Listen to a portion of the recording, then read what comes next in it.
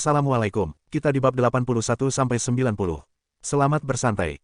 Bab 81, mari coba peruntungan kita. Mouji berpikir dalam hatinya, seberapa sensitifnya hidung wanita ini. Dua pil yang kau berikan padaku adalah pil yang kau buat, bukan? Karena kau adalah seorang pembuat pil, mengapa kau menjadi seorang murid pelayan? Jika kau ingin menyembunyikan kemampuanmu dan menjadi murid pelayan, mengapa kau membantu ahli pil si? Yan Qianyin menyerbu Mouji dengan serangkaian pertanyaan. Sebenarnya bukanlah hal yang luar biasa jika Mouji berpikir untuk menambahkan tanaman rambat water velvet ke ramuan pil energy condensing, sehingga tingkat kesulitan pembuatannya berkurang dan tingkat keberhasilannya meningkat. Itu karena ada beberapa resep yang berbeda untuk membuat pil energy condensing, dan tentu saja salah satunya menggunakan tanaman rambat water velvet. Pil yang dibuat menggunakan metode ini memiliki efek yang sedikit lebih lemah, namun proses peramuannya akan menjadi lebih mudah. Mungkin Mouji pernah melihat resep seperti ini sebelumnya, tapi si Jun belum pernah. Yan Qianyin tidak peduli dengan apa yang diinginkan Mouji dari si Jun sehingga Mouji membuat tipu daya ini. Sangat wajar jika seorang pembuat pil tidak memberikan resep miliknya, atau menggunakan suatu metode untuk mendapatkan keuntungan yang lain dalam ramu pil. Namun, karena Mouji dapat membuat pil sendiri, itu tidak berarti bahwa ia sendiri yang menemukan resep berbeda dalam membuat pil energy condensing. Hal itu lebih menunjukkan bahwa Mouji telah belajar membuat pil sebelumnya. Jika ia telah belajar cara membuat pil, dan dapat membuat pil dengan sukses, tak ada alasan baginya untuk bersembunyi di sekte Formless Blade sebagai seorang murid pelayan. Kepala Mouji mulai terasa pusing, kini ia ragu apakah seharusnya ia menolong Yan Qianyin tadi. Ia tahu kisah seorang petani dan seekor ular, satu. Tidak mungkin Yan Qianyin akan bertindak layaknya ular di kisah itu, bukan? Akhirnya Mouji dengan tegas menjawab, kemampuan membuat pil milik saya diwariskan secara turun-temurun melalui berbagai generasi di klan saya. Dahulu klan saya adalah klan penguasa sebuah prefektur. Namun, ketika tahta penguasa prefektur itu direbut orang lain, status keluarga saya menurun, dan menjadi bukan siapa-siapa lagi. Saya telah mempelajari cukup banyak tentang pembuatan pil, tapi saya belum pernah mendapat kesempatan untuk membuktikan kemampuan saya. Karena itu, saya ingin menggunakan kesempatan memasuki Gunung Formless Blade bersama ahli pil si, untuk melatih keterampilan saya, dan membuktikan bahwa kemampuan saya benar-benar mumpuni. Sebelum berkata sebanyak ini, Mouji harus mempertimbangkan banyak faktor. Pertama, di klan penguasa prefektur, pasti tidak mustahil baginya untuk belajar pembuatan pil. Kedua, setiap jejak sejarah klan Mo pasti telah hilang sejak klan itu dibunuh secara massal. Jadi jika Yan Qianyin ingin menelusuri latar belakang keluarganya, tidak akan ada hasilnya.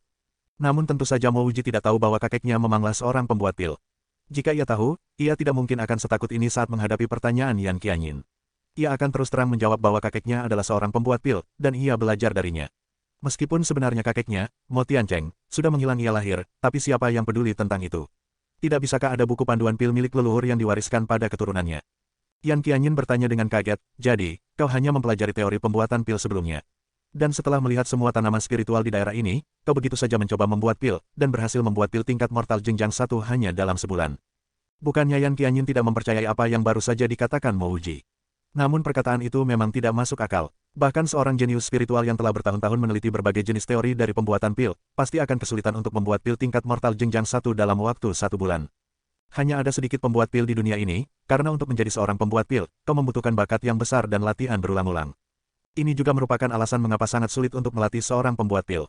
Pertama, kau tidak akan tahu apakah kau memiliki bakat tersebut. Kedua, kau juga akan membutuhkan banyak bahan-bahan spiritual. Terakhir, kau akan membutuhkan bimbingan dari seorang guru. Sulit untuk mencapai salah satu dari 3 persyaratan tersebut. Selain itu, pil tingkat mortal jenjang 1 yang dibuat Mouji berkualitas tinggi. Jika kualitasnya naik sedikit lagi, maka ia akan bisa membuat pil mortal jenjang 2. Setelah mendengar kata-kata Yan Qianyin, Mouji tiba-tiba ingat bahwa ia menguasai teknik pil dan teknik tangan dari bukunya. Ia berhasil membuat pil secepat ini bukan hanya karena analisis terperinci dari bermacam-macam karakteristik tanaman spiritual di dalam buku panduan tanpa kata itu. Tetapi buku itu juga menjelaskan teknik pil dan teknik tangan. Selain itu, Mouji sudah berpengalaman sebagai pemurni obat berkualitas tinggi. Pemurnian obat relatif lebih mudah daripada pembuatan pil. Tetapi pemurnian obat menggunakan tanaman obat biasa, bukan bahan spiritual. Para pemurni obat adalah orang-orang biasa yang juga tidak berkultivasi, sehingga mereka tidak dapat menggunakan energi spiritual untuk membantu mereka. Sebaliknya, pembuatan pil menggunakan lebih banyak bahan spiritual, dan prinsip kerjanya adalah untuk mempertahankan sifat unik dari bahan-bahan ini. Pembuatan pil hampir mustahil dilakukan oleh orang yang tidak pernah berkultivasi. Tetapi bagi para ahli yang berkultivasi, ada sedikit perbedaan dalam melakukan proses pembuatan pil, dibandingkan dengan para pemurni obat yang memurnikan tanaman obat biasa. Keadaannya memang benar seperti itu, dan sebelum saya benar-benar memulai membuat pil, saya telah mempelajari teori pemurnian pil selama lebih dari 10 tahun. Mouji tak bisa lagi menyembunyikan ini semua. Asal-usul dan kemampuannya yang sebenarnya memang sudah tak bisa disembunyikan. Selama ia tidak membocorkan keberadaan buku panduan pil tanpa katanya, ini semua tak akan terlalu mempengaruhi Mouji. Wow, kau benar-benar berbakat dalam pembuatan pil. Bagi seseorang yang berbakat sepertimu, jika kau bisa menjadi pembuat pil untuk sekte kami dan mendapatkan lebih banyak jenis bahan-bahan untuk membuat pil, pencapaianmu di masa depan pasti akan sangat luar biasa. Yan Qianyin tiba-tiba menghentikan perkataannya. Dia memikirkan sebuah rintangan yang akan sangat sulit dihadapi oleh Mo Wuji di masa depan, akar spiritualnya yang berkualitas masalah buruk. Mo Wuji tadi mengatakan bahwa ia memiliki kualitas akar spiritual yang buruk. Selain bakat dalam membuat obat, kemampuan kultivasi seseorang juga sama pentingnya untuk seorang pembuat pil. Jenjang pembuatan pil baru bisa meningkat jika level kultivasi juga ikut meningkat. Jika kultivasi seorang pembuat pil terlalu rendah, ia akan kesulitan untuk membuat pil-pil dari jenjang yang lebih tinggi. Namun, Mo Wuji tidak pernah berpikir bahwa kemampuan kultivasinya adalah masalah baginya, karena tingkat kultivasinya sudah terlalu cepat. Yang ada di pikirannya sekarang adalah kata-kata Yan Qianyin. Jika ia benar-benar bergabung untuk menjadi seorang ahli pil ke sekte mereka, ia akan mendapatkan akses ke perpustakaan. Siapa tahu, mungkin ia akan mendapat kesempatan untuk mengikuti pelajaran dari guru teknik sekte. Saat itu juga, Mo Wuji dengan cepat menjawab, jika saya bisa menjadi ahli pil di sekte, saya pasti setuju. Tetapi tidak semudah itu, bukan?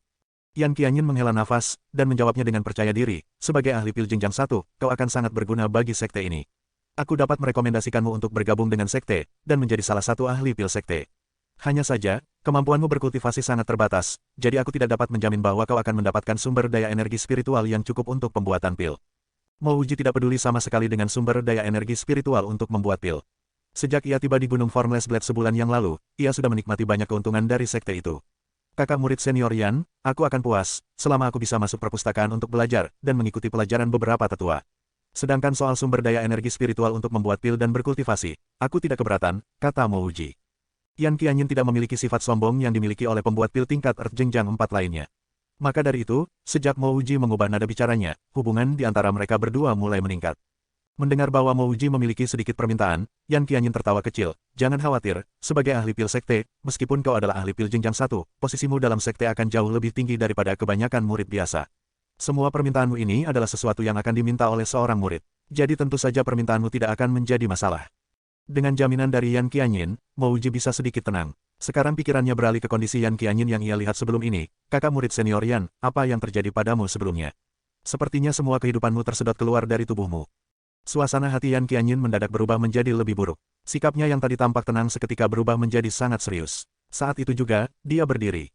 Setelah merenungkan sesuatu selama beberapa menit, dia melihat ke arah Mo Wuji dan bertanya, adik murid junior Mo, di tempat ini ada sebuah harta karun yang luar biasa. Tetapi untuk mendapatkannya, ada bahaya yang juga luar biasa besar. Jika kau tidak berhati-hati, kau akan berakhir sepertiku sebelumnya, kehabisan energi kehidupan. Apakah kau berani mencoba peruntunganmu denganku? Oh, jadi kau hampir kehilangan semua energi kehidupanmu karena mencari harta karun itu. Mo Wuji akhirnya mengerti apa yang terjadi pada Yan Qianyin. Wanita itu menganggukkan kepalanya, dan menjawab, kau benar, aku menduga bahwa lokasi yang aku datangi di gunung ini memiliki buku panduan teknik dan keterampilan Peerless Blade, yaitu panduan yang ditinggalkan oleh salah satu kepala sekte kami yang lalu. Atau bisa saja ada harta karun lain. Namun, kau tak boleh mendekati lokasi itu sama sekali. Sekali kau mendekatinya, energi kehidupanmu akan tersedot keluar. Apakah kau masih memiliki pil elementary life yang tadi? Mo Wuji memikirkan situasi Yan Qianyin sebelumnya, seketika ia memikirkan soal pil yang mampu mengembalikan kehidupan yang diminum Yan Qianyin. Namun, Yan Qianyin menggelengkan kepalanya, sudah tidak ada lagi. Lagi pula, karena kau telah memilih jalan kultivasi, jika kau tidak berjuang menghadapi rintangan seperti itu, bagaimana caranya kau meningkatkan kemampuanmu? Setelah mendengar itu, Mo Wuji masih tidak mau pergi. Masih ada banyak cara lain baginya untuk meningkatkan kultivasinya. Bukannya ia takut mati. Jika ia takut mati, ia tidak akan mempertaruhkan nyawanya untuk menggunakan energi dari petir demi melatih meridiannya. Alasan dibalik mengapa ia enggan ikut dengan Yan Qianyin, adalah karena pencarian harta karun ini terlalu berisiko. Harta karun itu juga tidak terlalu menarik minatnya. Untuk mempertaruhkan nyawanya seperti itu sama saja dengan tindakan bodoh. Memutuskan untuk bekerja sama, Mo Wuji tetap terdiam. Namun, Yan Qianyin bukanlah seorang pembuat pil yang biasa saja. Wanita ini mampu menduduki posisi tertinggi sebagai ahli pil di sekte Formless Blade pada usia yang begitu muda. Statusnya pun dapat disandingkan dengan status kepala sekte. Yan Qianyin hanya perlu melihat ekspresi Mo Wuji satu kali untuk mengetahui bahwa ia tidak mau mengambil resiko ini. Adik murid junior Mo, mungkin kau merasa bahwa tindakan ini tidak bisa dilakukan. Namun, aku tidak sedang melebih-lebihkan ketika aku mengatakan ini. Dalam dunia kultivasi, tidak ada ahli spiritual yang tidak pernah menghadapi mara bahaya. Banyak dari ahli-ahli itu yang menghadapi situasi yang hampir merenggut nyawa mereka. Mustahil bagimu untuk menjadi seorang ahli spiritual jika perjalananmu terlalu mulus seperti ini. Meskipun kultivasimu berjalan mulus, kau tidak akan menjadi seorang ahli spiritual tanpa mengalami situasi antara hidup dan mati. Yan Qianyin tampaknya telah melihat kekhawatiran Mo Wuji, dan mulai menasihatinya. Mo Wuji tersenyum, tetapi tidak mengatakan sepatah kata pun. Dalam hatinya, ia tahu segala sesuatunya dengan jelas, ia tidak butuh nasihat dari orang lain. Meskipun ia baru berada di dunia ini dalam waktu yang belum lama, jumlah pengalaman hidup dan mati yang ia hadapi mungkin lebih dari pengalaman yang dimiliki wanita di depannya ini. Jika ia berminat pada harta karunnya, ia tak akan membutuhkan siapapun untuk membujuknya. Jika ia tidak berminat, ia tak akan memperlakukan hidupnya sebagai sekadar lelucon. Adik murid junior Mo, kultivasimu masih rendah. Kau tidak mengerti betapa pentingnya teknik pedang yang baik untuk sekte Formless Blade kita. Mo Wuji tidak lagi diam dan langsung memotong kata-kata Yan Qianyin, kakak murid senior Yan, aku hanya seorang murid pelayan. Yan Qianyin tiba-tiba terdiam. Oh benar, Mo Wuji hanya seorang murid pelayan. Seorang murid pelayan di sekte Formless Blade tidak bisa benar-benar dikatakan sebagai orang yang memiliki keterkaitan dengan sekte tersebut. Menggunakan teknik pedang untuk membujuknya sama saja dengan memainkan kecapi untuk seekor sapi satu. Namun, Yan Qianyin tahu bahwa siapapun yang ingin bergabung ke sebuah sekte pasti tidak akan mengabaikan kultivasinya, bahkan jika ia adalah seorang murid pelayan. Adik murid junior Mo, teknik kultivasi apa yang kau pakai saat ini? Yan Qianyin memutuskan untuk menganalisa hal ini dari sudut pandang teknik kultivasi. Dia ingin Mo Wuji mengerti perbedaan antara teknik kultivasi yang biasa-biasa saja dengan yang luar biasa. Ekspresi Mo Wuji tiba-tiba berubah menjadi serius. Ia menjalin jari jemarinya ketika menjawab, kakak murid senior Yan, aku berkultivasi menggunakan teknik immortal mortal. Saat Yan Qianyin mendengar jawaban Mo Wuji, mulutnya langsung terbuka lebar dan hampir meneteskan air liurnya. Ini pertama kalinya dia mendengar seseorang berbicara tentang teknik immortal mortal dengan wajah yang begitu serius. Selain itu, jenis keseriusan yang ia lihat dari wajah Mo Wuji berasal dari kekaguman Mo Wuji terhadap teknik itu. Untungnya Yan Qianyin bukanlah orang yang terlalu suka tertawa, jika tidak, pasti sekarang dia akan tertawa terbahak-bahak hingga kehabisan nafas. Kemudian waktu terasa seolah-olah sudah setengah hari berjalan. Barulah saat ini Yan Qianyin berkata, adik murid junior Mo, teknik immortal mortal hanyalah judul yang dipakai oleh para penjualnya. Memang terdengar sangat mengesankan, namun sebenarnya judul asli buku itu hanyalah dasar-dasar berkultivasi. Lain kali ketika kau ditanya oleh seseorang, kau jangan menyebutnya sebagai teknik immortal mortal lagi. Dia takut Mo Wuji akan mempermalukan dirinya sendiri. Mo Wuji mengangguk namun ia masih berkata, kakak murid senior Yan, terima kasih telah mengingatkanku. Tapi buku panduan yang aku gunakan memang berjudul teknik immortal mortal. Jika ada orang yang bertanya padaku, aku akan memberikan jawaban yang sama. Aku tak perlu malu soal itu. Mo Wuji sungguh-sungguh memuja buku panduan teknik itu. Ia merasakan bahwa buku itu benar-benar layak mendapatkan namanya. Orang lain mungkin akan merasa bahwa teknik itu hanyalah sampah, karena teknik itu menghasilkan kultivasi yang lambat. Namun bagi Mo Wuji, teknik itu sangatlah mulia. Teknik itu adalah satu-satunya yang mampu membuat seorang manusia biasa menjadi immortal. Sebagai seorang manusia biasa yang berakal mortal, Mo Wuji mempercayai bahwa tidak ada yang salah dengan namanya. Melihat sikap Mo Wuji yang begitu keras kepala, Yan Qianyin hanya bisa mengusap-usap pelipisnya, dan berkata, baiklah kalau begitu. Bahkan jika kau berkultivasi dengan menggunakan teknik immortal mortal, kau masih membutuhkan beberapa kemampuan dan keterampilan untuk menjadi seorang ahli spiritual. Ketika kau naik ke tahap spirit building, keterampilan ini akan menjadi kartu truf untuk para kultivator yang kuat Euro. Kali ini, Yan Qianyin tidak melanjutkan perkataannya lebih jauh. Mo Wuji hanyalah seorang murid pelayan. Sudah merupakan hal yang menakjubkan bagi Mo Wuji untuk memiliki bakat dalam membuat pil. Namun, kultivasinya kurang, dan ia mungkin tidak akan berhasil meningkatkan level kultivasinya ke tahap spirit building. Bila Yan Qianyin membujuknya dengan menawarkan keterampilan tahap spirit building, itu hanyalah hayuro. Yan Qianyin menghela nafas dalam-dalam dan berhenti berbicara. Dia mengerti alasan mengapa Mo Wuji tidak mau pergi bersamanya. Jika dia sendiri berada di posisi Mo Wuji, dia tidak akan mau pergi juga. Jika dia menawarkan keterampilan tahap spirit building untuk membujuk seseorang yang ditakdirkan tidak akan pernah mencapai tahap itu. Akan sangat aneh jika Mo Wuji tergoda dengan keterampilan itu. Keterampilan, mata Mo Wuji tampak menyala.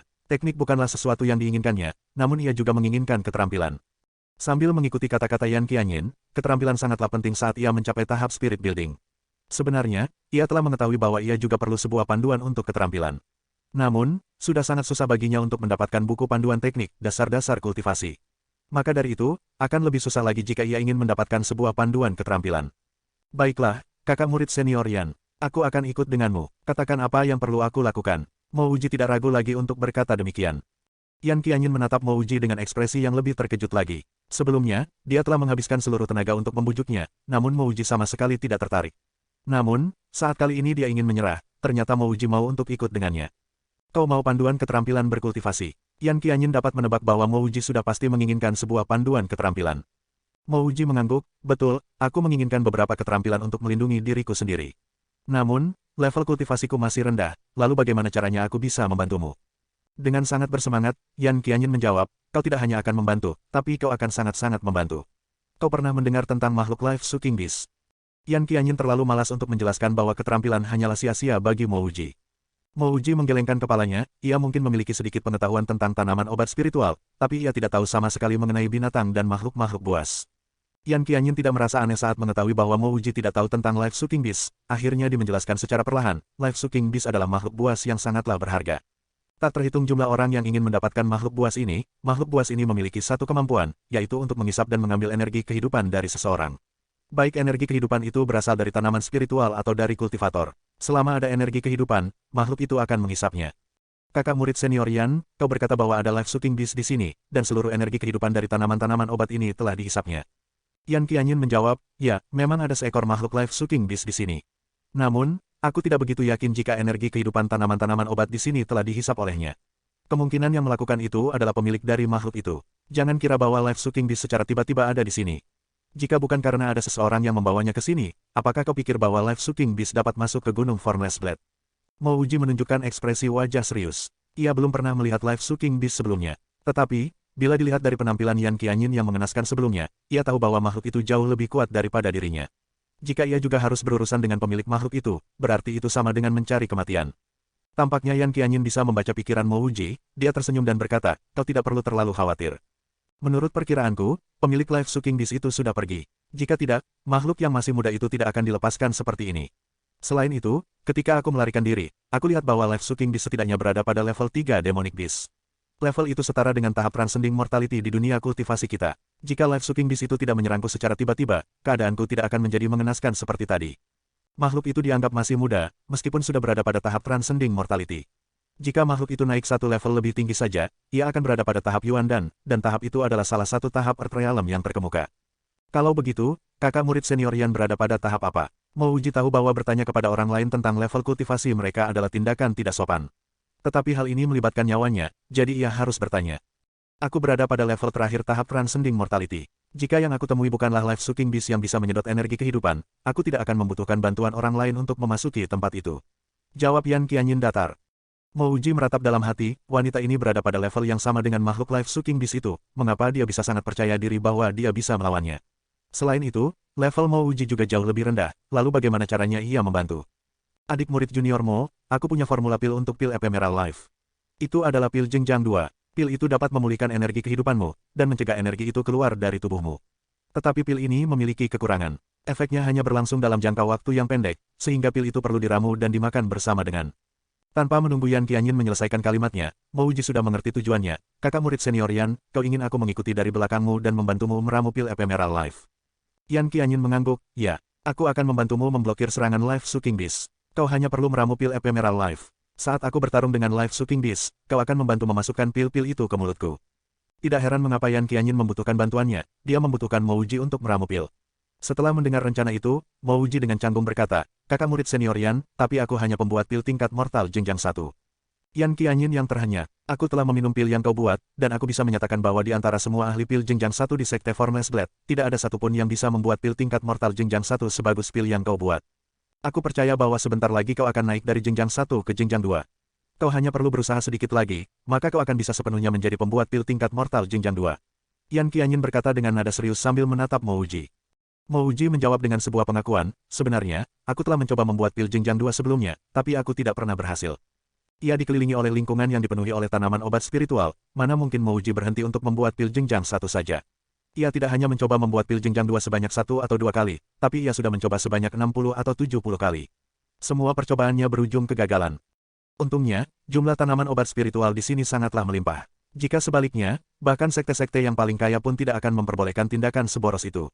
Pada akhirnya, Mo Wuji menyadari bahwa ia masih belum berada pada level di mana ia bisa membuat pil jenjang 2, terutama karena jumlah pengalamannya memang belum cukup banyak.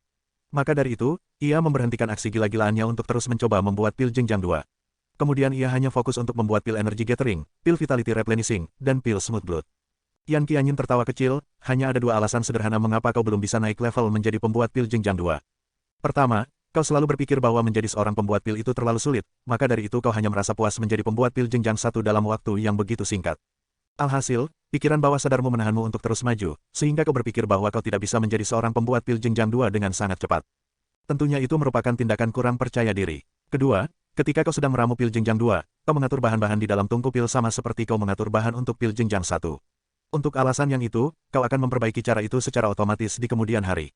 Namun sekarang, saat aku masih ada di sini, aku akan mengoreksi kesalahan-kesalahanmu secepat mungkin, sehingga kau bisa membuat pil jenjang 2 dengan benar.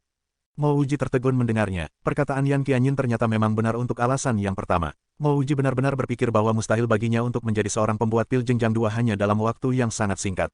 Namun, untuk alasan yang kedua, Mo Wuji tidak bisa memastikannya karena pengalamannya belum cukup banyak.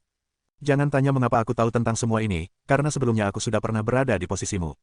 Selain itu, jangan berasumsi bahwa mustahil seseorang menjadi pembuat pil jenjang 2 dalam waktu yang begitu cepat. Guruku pernah memberitahuku bahwa guru besarku hanya perlu waktu setengah tahun, mulai dari mempelajari pembuatan pil hingga menjadi pembuat pil tingkat Earth. Kau mampu menjadi pembuat pil tingkat mortal jenjang 1 hanya dalam waktu 1 bulan, meskipun kau hanya mempelajari teori pembuatan pil saja selama bertahun-tahun. Kau sudah bisa dianggap jenius. Setelah mendengar bahwa guru besar dari Yan Qianyin mampu menjadi pembuat pil tingkat Earth hanya dalam waktu setengah tahun, meskipun Mo Wuji tahu bahwa Yan Qianyin hanya sengaja ingin meningkatkan rasa percaya dirinya, tapi Mo Wuji merasa bahwa kata-kata Yan Qianyin memang membangkitkan semangatnya. Bagi Mo Wuji, pembuatan pil sepertinya tidak sesulit apa yang dikatakan orang lain. Mo Wuji pasti terpengaruh oleh kata-kata orang lain bahwa pembuatan pil itu sulit, sehingga ia mengabaikan kekuatannya sendiri. Kekuatan Mo Wuji adalah pengetahuannya yang luas tentang berbagai tanaman di bumi dan karakteristik tanaman di sana. Ia juga mampu menggabungkan pengetahuannya ini dengan informasi yang ia dapat dari buku panduan pil tanpa kata. Pemahamannya terhadap bahan-bahan spiritual sangat melampaui pemahaman seorang pembuat pil biasa. Jika pemahaman itu ditambah dengan teknik tangan dan teknik pil yang ia pelajari, ia mungkin benar-benar berkesempatan untuk naik ke jenjang 2. Yan Qianyin melanjutkan, selain itu, cara lain untuk mengevaluasi seorang pembuat pil adalah dengan melihat seberapa tinggi tingkat kemurnian yang bisa dihasilkan dalam meramu bahan spiritual. Dalam memurnikan bahan spiritual biasa, berapa tingkat kemurnian dapat kau capai saat ini? Mo Wuji dengan jujur ayuro-ayuro menjawab, kurasa sekitar 80%. Meskipun ia merasa bahwa tingkat kemurnian yang ia hasilkan bisa mencapai 90%, tetapi Mo Wuji tidak mengungkapkannya. Ini karena ia tidak yakin apakah penilaiannya benar atau salah. Ia juga tidak tahu apakah ada tolak ukur lain untuk mengukur tingkat kemurnian. Ketika Yan Qianyin mendengar jawaban Mo Wuji, dia diam-diam menggelengkan kepalanya karena kecewa. Kesannya terhadap Mo Wuji menjadi lebih buruk. Bahkan pada levelnya saat ini, Yan Qianyin hampir tidak bisa mencapai kemurnian 80% ketika meramu bahan spiritual. Untuk seorang pembuat pil biasa, jika ia mencapai tingkat kemurnian 60% atau 70% sudah dianggap cukup baik. Nyatanya, semakin tinggi tingkat kemurnian seseorang dalam meramu bahan spiritual, semakin sulit bagi orang itu untuk berkembang. Seseorang yang mencapai hingga kemurnian 89% mungkin membutuhkan waktu puluhan tahun untuk meningkatkannya menjadi 90%, itu pun tidak dijamin. Mungkin karena telah mengetahui kenyataan tersebut, Yan Qianyin kini berpikir bahwa Mo Wuji hanya sekadar membual tentang kemampuannya, karena bocah ini menganggap bahwa dirinya tidak akan tahu yang sebenarnya. Namun, apa yang tidak diketahui Mo Wuji adalah ia bisa saja membuat pil di depan Yan Qianyin, dan wanita itu yang akan bisa melihat seberapa murni ramuan bahan-bahan Mo Wuji. Yan Qianyin akan bisa menentukan seberapa murni ramuan pilnya karena level keterampilannya yang jauh di atas Mo Wuji. Kakak murid senior Yan, bagaimana kalau aku membuat pil jenjang 2 sekarang, dan kau bisa memberitahu kesalahan apapun yang aku buat selama proses peramuan? Mo Wuji memperhatikan bahwa Yan Qianyin hanya terdiam, sehingga ia berinisiatif untuk meminta hal ini dengan rendah hati. Yan Qianyin mengangguk setuju, baiklah, kau bisa mulai membuat pil sekarang. Yan Qianyin tidak mau membongkar bualan Mo Wuji tentang tingkat kemurniannya, dan bahkan jika tingkat kemurnian Mo Wuji tidak mencapai hampir 80%, dia juga tidak akan membongkarnya. Mo Wuji memilih untuk membuat pil Poison Cleansing, sebuah pil tingkat mortal jenjang 2 yang bisa digunakan sebagai penawar berbagai macam racun. Hampir setengah dari puluhan kali percobaannya saat meramu pil jenjang 2 adalah pil Poison Cleansing. Melihat Mo Wuji memilih untuk membuat pil Poison Cleansing, sepertinya Yan Qianyin mengerti mengapa Mo Wuji awalnya tidak mau ikut dengannya untuk menghadapi Life Sucking Beast. Jelas terlihat bahwa Mo Wuji sangat menghargai nyawanya. Jauh di lubuk hatinya, Yan Qianyin menghela nafas. Untung saja kualitas akar spiritual Mo Wuji rendah, jika sebaliknya, mungkin Mo Wuji akan benar-benar memanfaatkan bakatnya tanpa henti untuk berkultivasi dan membuat pil. Dari sudut pandang Yan Qianyin, seseorang yang terlalu menghargai nyawanya, dan takut akan kematian layaknya seorang pengecut, pasti akan sulit mencapai banyak kemajuan dalam perjalanan kultivasinya. Mana ada seorang kultivator yang memiliki jalan kehidupan yang mulus? Pasti selalu ada situasi antara hidup dan mati di kehidupannya. Terlepas dari itu semua, pilihan Mo Wuji yang berupa pil Poison Cleansing masih merupakan pilihan yang bagus. Selama ia bisa membuat beberapa pil Poison Cleansing, ia pasti akan bisa membuat pil Ephemeral Life. Mo Wuji tidak menyadari anggapan Yan Qianyin terhadap dirinya. Meskipun kalau ia tahu, ia tak akan peduli. Ia memang menghargai nyawanya, tapi ia bukanlah seorang pengecut yang takut mati. Hanya saja, ia tidak suka membahayakan hidupnya untuk sesuatu yang tidak perlu. Jika Mo Wuji menghadapi sesuatu yang lebih penting dari kehidupannya, meskipun ia terancam untuk mati seketika, ia tetap tidak akan mundur walau selangkah. Membuat pil Poison Cleansing hanyalah untuk berjaga-jaga. Dulu saat ia masih tinggal di kota Raozhou, ia hampir mati diracun. Dan meskipun ia kini telah mulai berkultivasi, semua orang yang ada di sekitarnya adalah para Master Immortal. Andai suatu hari nanti ia diracuni oleh salah satu dari mereka, pasti sangat sulit baginya untuk bisa mendeteksi racun yang dibuat oleh seorang Master Immortal. Karena sekarang ia sudah menjadi seorang pembuat pil, mengapa tidak sekalian membuat penawar racun untuk menjadi salah satu perlengkapan keamanan? Mo Uji memulai dengan menggunakan batu api untuk menyalakan tungku pil, lalu ia mulai membersihkan tungku pilnya. Setelah itu, ia memasukkan bahan-bahan spiritual ke dalam tungku satu persatu, dan memulai proses pembuatan pil. Yan Qianyin terkejut setengah mati saat mengamati bagaimana cara Mo Uji membersihkan tungku pil. Lalu ketika dia mengamati Mo Uji menyalurkan energi spiritualnya ke dalam teknik tangan dalam meramu bahan-bahan spiritual itu, Yan Qianyin terperangah sampai-sampai dia berdiri terpaku. Menurut pengamatannya, Yan Qianyin yakin bahwa teknik pembuatan pil yang diwariskan kepada Mo Uji bukanlah berasal dari orang dengan latar belakang biasa. Sejauh yang diketahui Yan Qianyin, tidak ada orang lain selain dirinya yang mampu menyalurkan energi spiritual ke dalam teknik tangan saat membuat pil. Yan Qianyin bisa melakukannya karena dia telah mewarisi serangkaian teknik yang mengesankan dari gurunya. Tetapi, Yan Qianyin harus menunggu sampai ia naik ke jenjang 3 dulu sebelum dia bisa melakukan teknik seperti itu. Yan Qianyin tidak bisa percaya saat ia melihat Mo Uji melakukan hal yang sama, dan Mo Uji hanya berada pada jenjang 1. Dia tidak bisa menerima apa yang dilihatnya, tetapi apa yang terjadi di depannya memang benar. Pada kenyataannya, Mo Uji sudah menahan dirinya setelah melihat Si Jun menggunakan alat seperti spatula untuk meramu bahan spiritual. Karena tahu bahwa teknik tangan dan pilnya cukup bagus, ia sengaja tidak melakukan teknik pilnya, dan kini ia hanya mengandalkan teknik tangan ketika melakukan pembuatan pil ini. Mo Uji sudah menduga bahwa sesuatu seperti teknik pil tidak selayaknya diperlihatkan secara bebas di depan orang lain. Apalagi, karena level kultivasinya saat ini, Mo Uji lebih mudah untuk mengontrol proses pembuatan pil menggunakan teknik pil. Inti dari sebuah teknik pil adalah menggunakan kehendak spiritual seseorang untuk mengontrol proses pembuatan pil. Tetapi karena Mo Uji tidak tahu apa itu kehendak spiritual, ia hanya bisa menggunakan tekadnya untuk mengontrol proses pembuatan pil secara paksa. Pil yang dibuat menggunakan teknik pil hasilnya ada bermacam-macam, kadangkala hasilnya bagus dan kadang jelek. Ketika hasilnya bagus, pil yang dibuat memiliki kualitas yang lebih tinggi daripada pil yang hanya dibuat menggunakan teknik tangan. Namun jika hasilnya jelek, proses pembuatan pasti akan langsung gagal. Menggunakan tekadnya untuk mengontrol proses pembuatan pil adalah keterampilan yang dipelajari Mo Uji sejak saat ia mencoba mengontrol petir untuk masuk ke meridiannya. Sekarang, setelah ia memiliki sebuah teknik kultivasi, ia tak perlu melakukan itu lagi, ia hanya perlu menggunakan teknik tangan untuk membuat pil. Satu persatu bahan-bahan spiritual itu mulai dibersihkan dari kotoran di dalamnya. Mo Uji membuang seonggok ampas yang dihasilkan oleh proses pemurnian itu dari tungku pilnya. Makin lama Yan Qianyin makin syok, dia baru sadar bahwa Mo Uji tidak sekadar membual, tapi Mo Uji hanya bersikap rendah diri. Tingkat kemurnian yang dihasilkan Mo Uji memang benar-benar 80%. Tidak, ternyata bukan hanya 80%. Yan Qianyin terperanjat luar biasa saat Mo Uji membuang ampas dari tungku untuk yang kedua kalinya.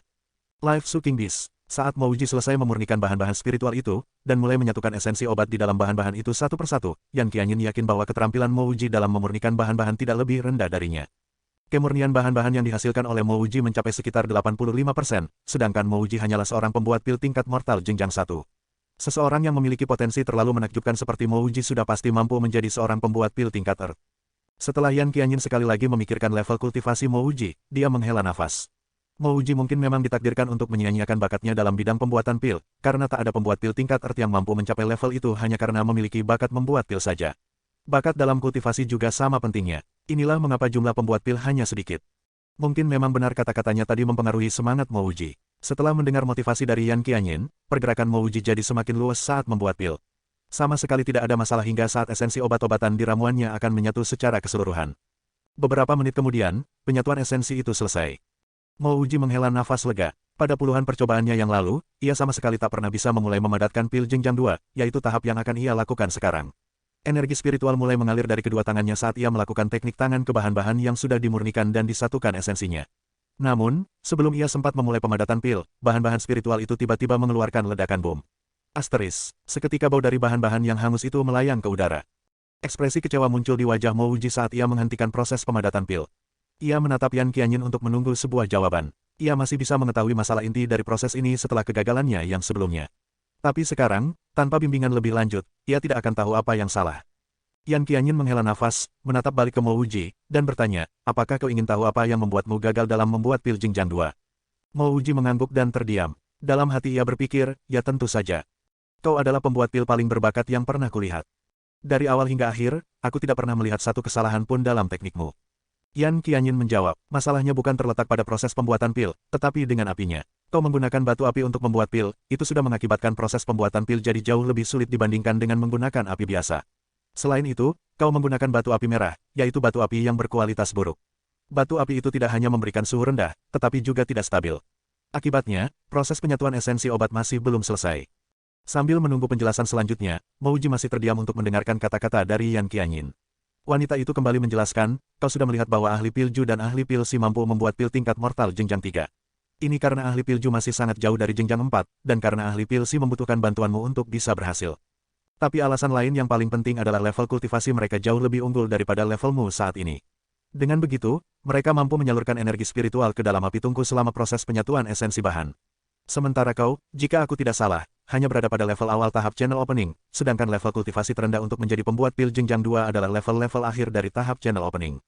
Jadi, masalahnya ada pada level kultivasi Koayuro.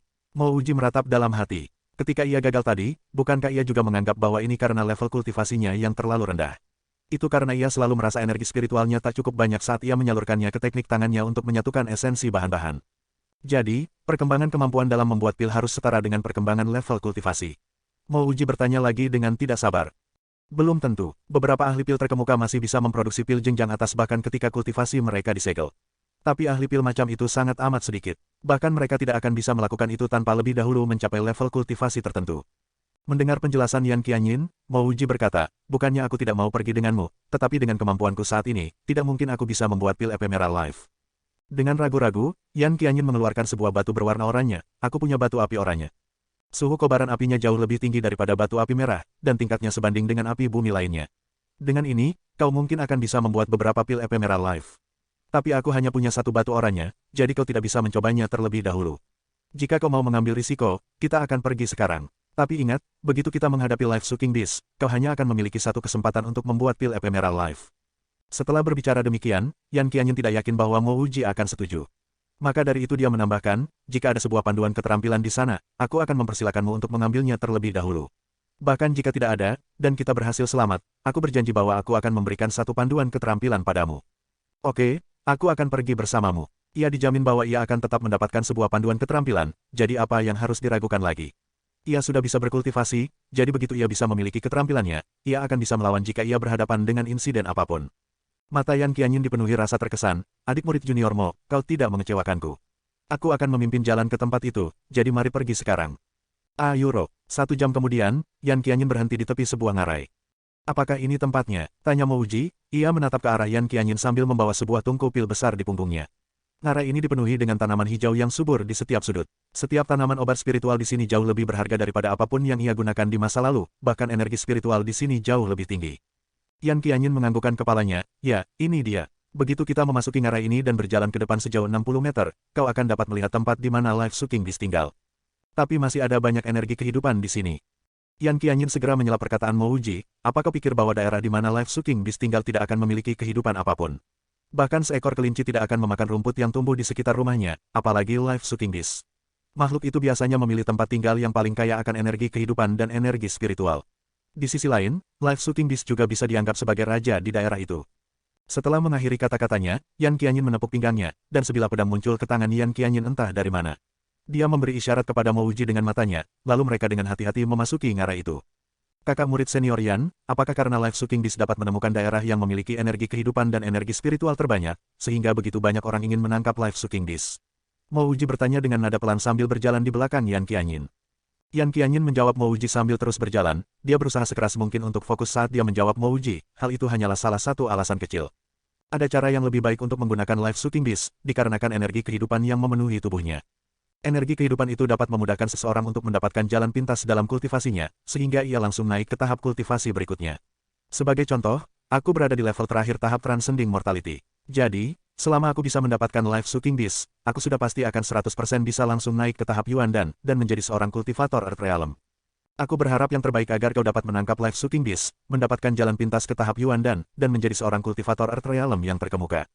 Oh ya, kakak murid senior Yan, kantong kecil apa yang ada di pinggangmu? Mengapa kantong itu bisa mengeluarkan pedang panjang hanya dengan sekali tepukan? Selama Mo Uji bisa mendapatkan panduan keterampilan, ia akan puas. Sesuatu seperti Life Sucking Beast tidak akan berguna baginya. Namun ia sudah lama ingin tahu tentang kantong kecil di pinggang Yan Qianyin. Ini adalah kantung penyimpanan, kantung ini dapat menyimpan benda-benda dengan ukuran yang jauh lebih besar. Kantung yang saya miliki ini adalah hadiah dari guru saya. Yan Qianyin menjawab, sambil berjalan melalui dedaunan lebat dan menyingkirkan tanaman dan cabang-cabang pohon yang menghalangi jalannya. Kantung penyimpanan, Mo Uji langsung terpesona oleh benda itu, dan seketika ia sangat-sangat ingin mendapatkannya. Jika tidak, akan sangat merepotkan baginya untuk bepergian. Ia tidak bisa terus membawa peralatan pembuatan pil seberat puluhan kilo itu kemana-mana. Kita hampir sampai, kata-kata Yan Qianyin mengganggu serangkaian pemikiran Mo Uji. Mo Uji mendongak dan melihat sebuah gua yang tersembunyi di balik tanaman merambat berwarna hijau yang tak terhitung jumlahnya. Life Sucking Beast pasti tertidur. Mulailah membuat pil sekarang. Begitu kau memulainya, makhluk itu akan segera tahu akan kehadiran kita. Aku akan melindungimu agar kau tidak kehabisan energi kehidupan, dan sisanya terserah kamu. Sebelum Yan Qianyin menyelesaikan kata-katanya, tiba-tiba ada kekuatan hisap yang mengerikan menyerang mereka berdua. Segera setelah itu, Mo Uji merasakan tubuhnya merasa lebih lemah perlahan-lahan. Mo Uji merasa seolah-olah energi kehidupan dan jiwanya tersedot keluar dari tubuhnya. Pil Ephemeral Life Sucking Beast telah merasakan kedatangan kita, cepat buat pil itu Ayuro. Yan Qianyin berusaha sekuat tenaga untuk bisa berbicara.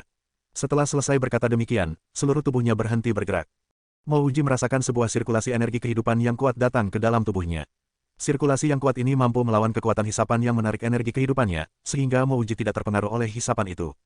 Mo Uji mengerti dengan jelas bahwa satu-satunya tempat yang aman saat ini adalah di samping Yan Qianyin.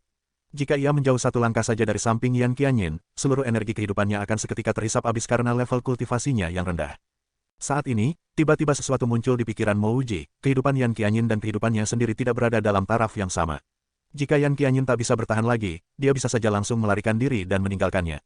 Jika itu terjadi, tidak akan ada yang bisa dilakukan Mo Uji kecuali menunggu kematian. Ketika ia memikirkan hal ini, bagaimana bisa Mo Uji menyia-nyiakan waktunya sedikitpun.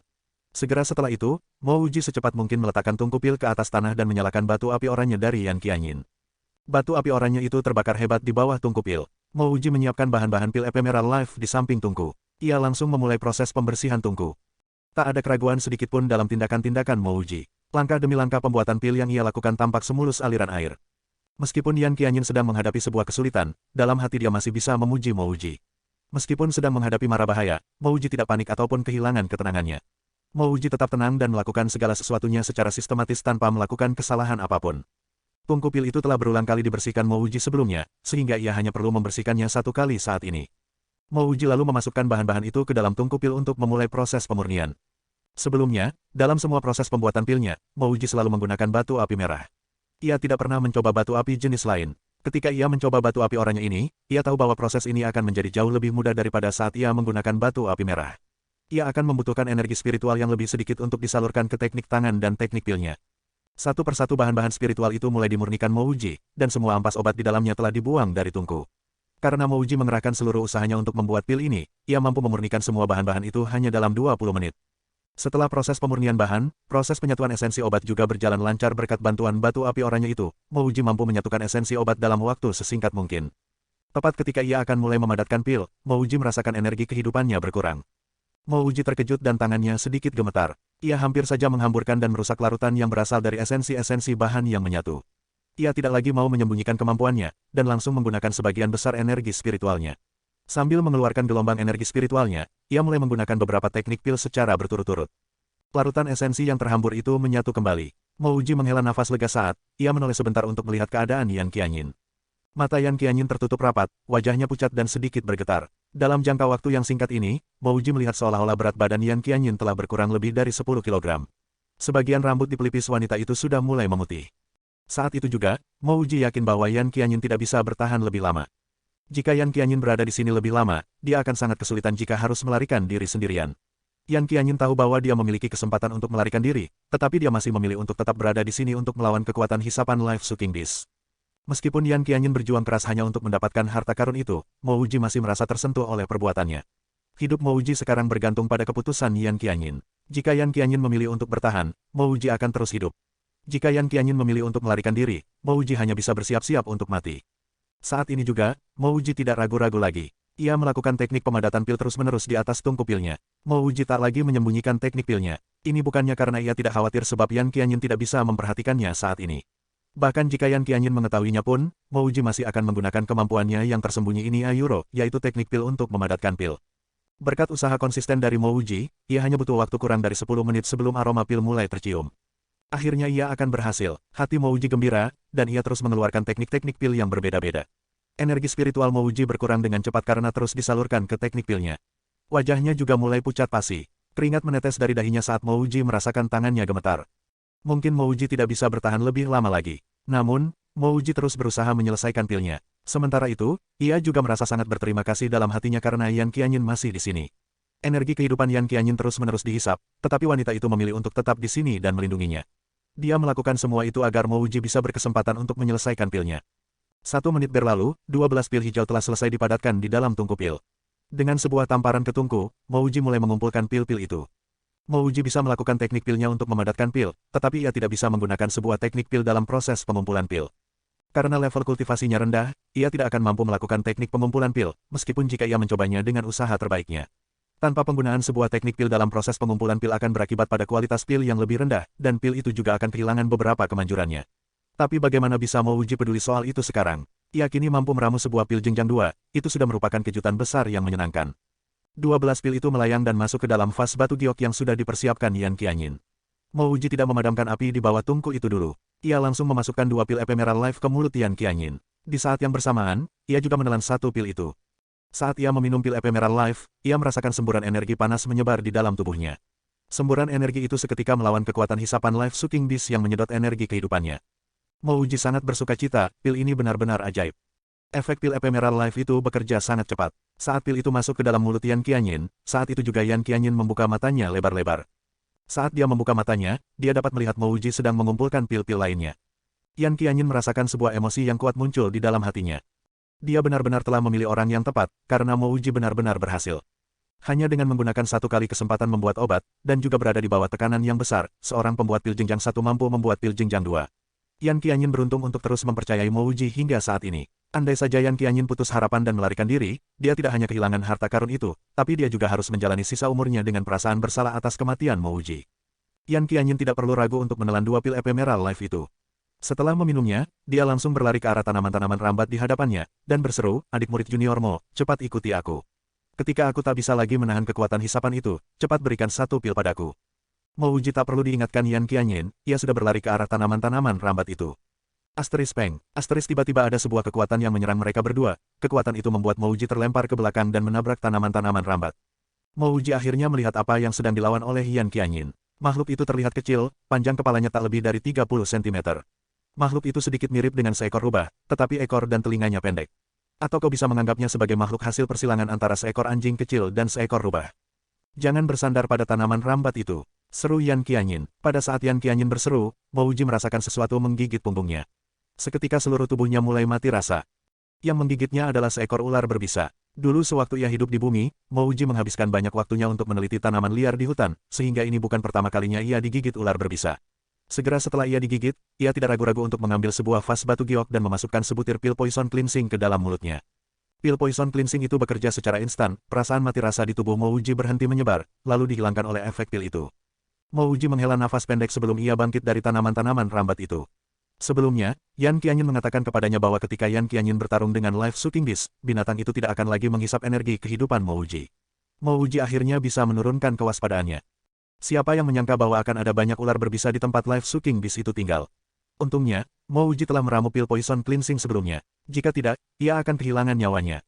Melihat Mouji menghilangkan racun dari tubuhnya sendiri, Yan Qianyin menghela nafas lega. Sebelumnya dia berpikir bahwa Mouji adalah seseorang yang takut mati, namun kini pikiran itu telah berubah. Ular yang baru saja menggigit Mouji bukanlah ular biasa. Andai Mouji tidak membawa pil Ephemeral Life itu, Yan Qianyin juga akan ragu-ragu untuk menolongnya. Yan Qianyin tidak menyangka bahwa Mouji akan mampu menetralisir racun itu seorang diri, dan dalam waktu yang singkat pula. Setelah melihat tindakan Mouji itu, Yan Qianyin dapat mengetahui bahwa ini bukan pertama kalinya Mouji digigit oleh ular berbisa. Tak heran mengapa ia memilih untuk meramu pil poison cleansing pada percobaan pertamanya membuat pil jenjang 2. Semua perbuatan Mouji tampak telah direncanakan terlebih dahulu, inilah yang membuat Yan Qianyin mengubah tanggapannya terhadap Mouji. Saat racun ular itu sudah menghilang, Mouji menarik pisau pendek yang diikatkan di pahanya, kemudian menusuk ular yang telah menggigitnya itu. Darah menyembur keluar saat ular itu terbelah menjadi 2. Pada saat ini, Mouji menemukan bahwa tidak ada hanya satu ular di tanaman-tanaman rambat itu. Ternyata ada banyak sekali ular yang melilit di antara tanaman rambat. Mouji tidak bisa memperkirakan dengan pasti ada berapa ular di situ. Pil Ephemeral Life. Saat itu juga, Mouji mendengar suara Yan Qianyin yang terdengar gelisah lagi. Mouji berbalik dan melihat Life Sucking Beast menyerang Yan Qianyin. Gerakan Yan Qianyin tiba-tiba melambat dan tampak lemah. Mouji tidak berpikir 2 kali dan langsung melemparkan 2 pil Ephemeral Life ke dalam mulut Yan Qianyin. Pil Ephemeral Life itu ditelan oleh Yan Qianyin. Secara kebetulan, Life Sucking Beast itu mendarat ke atas tubuh Yan Qianyin saat ini. Yan Qianyin lalu menggerak-gerakkan kedua tangannya. Dia tampak bak seorang peri yang menaburkan bunga, sambil membentuk isyarat-isyarat tangan rumit yang tak terhitung jumlahnya ke arah tubuh Life Sucking Beast. Pedang yang patah. Sebuah raungan lemah menggema di ngarai itu. Life Sucking Beast ambruk di pelukan Yan Qianyin layaknya seekor kucing kecil. Yan Qianyin segera duduk, dan dengan lemah ia berkata pada Mo Wuji, cepat berikan sisa pil Ephemeral Life itu padaku. Mo Wuji mengambil 5 pil Ephemeral Life, dan memberikannya pada Yan Qianyin. Mo Wuji memutuskan untuk menyimpan 2 pil untuk dirinya sendiri. Meskipun ia sudah bisa membuat pil Ephemeral Life, tapi ada satu tanaman obat khusus yang menjadi salah satu komposisinya, yaitu rumput Life Incubating. Rumput spiritual itu sangatlah mahal, dan tidak bisa ditemukan dengan mudah. Untungnya, rumput Life Incubating yang dipakai dalam pembuatan pil ini sudah disediakan oleh Yan Qianyin. Namun sekarang karena Life Sucking Beast itu sudah ditaklukkan oleh Yan Qianyin, Mo Wuji akan kesulitan untuk membuat pil itu lagi. Dengan kondisinya yang seperti ini, Yan Qianyin hanya perlu meminum 3 butir pil Ephemeral Life. Jika dia meminum 5 pil, itu sama saja dengan menyia-nyiakan pil-pil itu. Namun, Yan Qianyin tetap saja meminum kelima pil itu sekaligus. Kemudian dia mengambil seutas tali, dan mengikat Life Sucking Beast sebelum memasukkannya ke sebuah karung goni dan membawanya di punggungnya. Setelah itu, Yan Qianyin berkata pada Mo Wuji, meskipun aku terlihat menyia-nyiakan kelima pil itu, tapi jika kau menyimpan beberapa pil untuk dirimu sendiri, itu juga sama dengan menyia-nyiakan pil itu. Karena sebentar lagi pil ini akan kehilangan khasiatnya. Mendengar itu, Mo Wuji hanya membalasnya dengan tersenyum, ia tidak berkata sepatah kata pun. Mo Wuji menyimpan pil ini bukan untuk diminum, tetapi sebagai bahan penelitian. Dalam beberapa aspek, pil Ephemeral Life yang merupakan pil jenjang 2 itu dapat sedikit dibandingkan dengan pil Elementary Life yang merupakan pil tingkat Heaven jenjang 7. Perbedaannya adalah pil Elementary Life dapat disimpan dalam jangka waktu yang lebih lama daripada pil Ephemeral Life. Jika pil Ephemeral Life bisa disimpan lebih lama tanpa kehilangan khasiatnya, maka meskipun pil itu masih belum bisa dibandingkan dengan keajaiban dari pil Elementary Life, namun pil Ephemeral Life pasti tidak akan menjadi sekadar pil jenjang 2 saja. Meskipun Mo Wuji tidak tahu apakah penelitiannya ini akan berhasil, tapi tidak ada salahnya ia menyimpan beberapa pil ini untuk diteliti. Ini adalah kebiasaan Mo Wuji yang sering ia lakukan sejak masih berada di bumi, meneliti apa saja yang ia anggap sebagai sesuatu yang memiliki manfaat. Ikut aku ke dalam gua ini. Meskipun Life Sucking Beast sudah ditaklukkan, tapi kita harus tetap waspada. Yan Qianyin tidak melanjutkan omelannya kepada Mo Wuji, dia hanya memberikan isyarat pada Mo Wuji sebelum memasuki gua tempat tinggal Life Sucking Beast itu. Sebelumnya, Mo Wuji sudah pernah memasuki gua seekor makhluk buas, yaitu saat ia memasuki gua Winged Sea Leopard bersama dengan Ji Guang dan kelompoknya. Gua dari Winged Sea Leopard terlihat berantakan dan baunya sangat menyengat. Namun, gua dari Life Sucking Beast tidak hanya tampak bersih, tapi juga memiliki jumlah dan kepadatan energi spiritual yang sangat amat banyak. Ini menggoda Mo Wuji untuk tinggal di sana dan berkultivasi terus-menerus.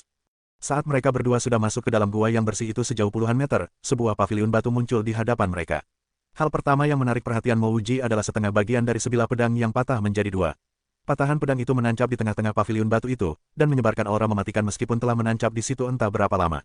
Pedang Valentun, Yan Qianyin terperanjat, hanya dalam satu kali lompatan, dia sampai di depan patahan pedang itu. Kakak murid senior Yan, apa itu pedang Valentun? Tanya Mo Wuji saat ia berjalan ke samping Yan Qianyin. Mata Yan Qianyin memandangi patahan pedang itu dari ujung ke ujung berulang-ulang kali, sebelum akhirnya dia menjawab, apa kau tahu tebing Hanging Sword di Sekte Formless Blade? Ya, aku tahu, Mo Wuji menjawab dengan cepat. Dulu si Jun pernah mengancam Mo Wuji untuk melemparnya dari atas tebing Hanging Sword jika pembuatan pilnya gagal. Setelah menjawab pertanyaan Yan Qianyin, Mo Wuji tampaknya mengerti patahan pedang apa yang ada di hadapannya. Ia lalu bertanya, kakak murid senior Yan, apa jangan-jangan setengah bagian pedang ini dan setengah bagian pedang di tebing Hanging Sword berasal dari pedang yang sama? Yan Qianyin mengangguk, kau benar, bagian-bagian pedang itu berasal dari pedang yang sama. Bagian yang ada di tebing Hanging Sword adalah hulu pedangnya, dan bagian yang ada di sini adalah badan pedangnya. Kau tidak bisa mengenali pedang ini karena kau belum memulai berlatih pedang. Tapi begitu kau mulai berlatih pedang, kau akan langsung mengenali pedang ini. Mo Wuji berpikir dalam hati, meskipun jika aku sudah berlatih pedang pun, aku tidak akan bisa mengenali bahwa bagian-bagian pedang itu berasal dari pedang yang sama. Karena aku belum pernah melihat setengah bagian pedang yang ada di tebing Hanging Sword. Mungkin Mo Wuji adalah satu-satunya orang di seluruh penjuru Sekte Formless Blade yang lebih dulu melihat pedang Valentun ini daripada pedang yang ada di tebing Hanging Sword. Apakah pedang ini sangat terkenal di Sekte Formless Blade? Mo Wuji bertanya lagi, jika pedang ini tidak terkenal, setengah bagiannya tidak akan ada di tebing Hanging Sword, dan setengahnya lagi tidak akan ada di Gunung Formless Blade ini. Yan Qianyin berjongkok, perlahan tangannya menyentuh sisi tumpul pedang itu dari atas ke bawah, sebelum menjawab sambil menghela nafas, pemilik pedang ini adalah orang yang bernama Mo Luoku, yang merupakan teman baik dari Zuo Wuhen, satu pendiri Sekte Formless Blade. Wow, nama marga pemilik pedang itu ternyata sama denganku, pikir Mo Wuji dalam hati. Yan Qianyin melanjutkan, ada rumor mengatakan bahwa pedang Valentun ini telah dipatahkan oleh pedang Formless, yaitu pedang yang dimiliki oleh pendiri sekte kita. Mengapa itu terjadi? Bukannya mereka berdua berteman baik? Mo Wuji dibingungkan oleh penjelasan ini.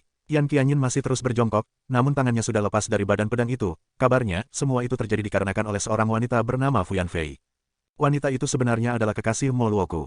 Namun karena Mo Luoku membantu Zuo Wuhen mendirikan sekte ini karena mereka berteman baik, Fu Yanfei juga menjadi makin akrab dengan Zuo Wuhen. Zuo Wuhen adalah lelaki yang jauh lebih menarik dan menyenangkan daripada Mo Luoku. Maka dari itu, dalam waktu yang singkat saja, perasaan Fu Yanfei berubah.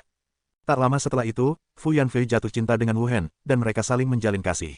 Tak hanya itu, akhirnya Fu Yanfei juga sampai rela bertindak terlalu jauh dengan menusuk Mo Luoku dari belakang. Setelah terluka sangat parah, Mo Luoku pergi meninggalkan mereka berdua dengan membawa setengah bagian pedangnya. Tak ada yang menyangka bahwa Mo Luoku ternyata tidak benar-benar meninggalkan sekte Formless Blade, tetapi ia datang dan bersembunyi ke gunung Formless Blade ini. Mo Wuji mendengus, jadi mereka hanyalah seorang wanita jalang dan seorang lelaki bajingan.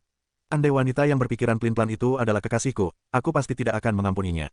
Mo Luoku menjalin pertemanan yang sangat buruk, ia juga jatuh cinta pada wanita murahan. Mo Luoku pasti sudah buta. Yan Qianyin tidak tahu bahwa Mo Wuji juga pernah ditusuk dari belakang oleh kekasihnya, sebelum akhirnya ia terlahir kembali ke dalam dunia ini. Ekspresi kebenciannya terhadap Mo Luoku sebenarnya juga ditujukan untuk dirinya sendiri. Yan Qianyin menatap Mo Wuji dan bertanya, kau adalah murid sekte Formless Blade, tapi kau berani mengkritik pendiri sektemu sendiri. Hehehe, Mo Wuji terkekeh. Kakak murid senior Yan, dari nada bicaramu tadi, sebenarnya kau juga membenci Zuo Wuhen, bukan? Aku hanyalah seorang murid pelayan yang tidak pernah berdoa kepada pendiri sekte ini. Aku juga tidak pernah benar-benar berjalan melewati pintu masuk sekte Formless Blade. Bagaimana bisa aku dianggap sebagai seorang murid sejati di sekte ini? Yan Qianyin berdiri dan menjawab, aku hanya menceritakan beberapa peristiwa masa lalu. Aku tadi tidak menggunakan nada bicara apapun. Saat itu juga, Mo Wuji tidak mau repot-repot berdebat dengan Yan Qianyin lagi. Karena Yan Qianyin berbicara dengan nada seperti itu, jelas-jelas dia juga berpikir bahwa Zuo Wuhen adalah seseorang yang berkarakter buruk. Mo Wuji percaya bahwa Yan Qianyin tidak akan kembali ke sekte untuk memberitahunya, karena Mo Wuji hanyalah seorang murid pelayan rendahan. Yan Qianyin berbicara lagi, tapi kau juga akan menjadi seorang ahli pil di sekte Formless Blade.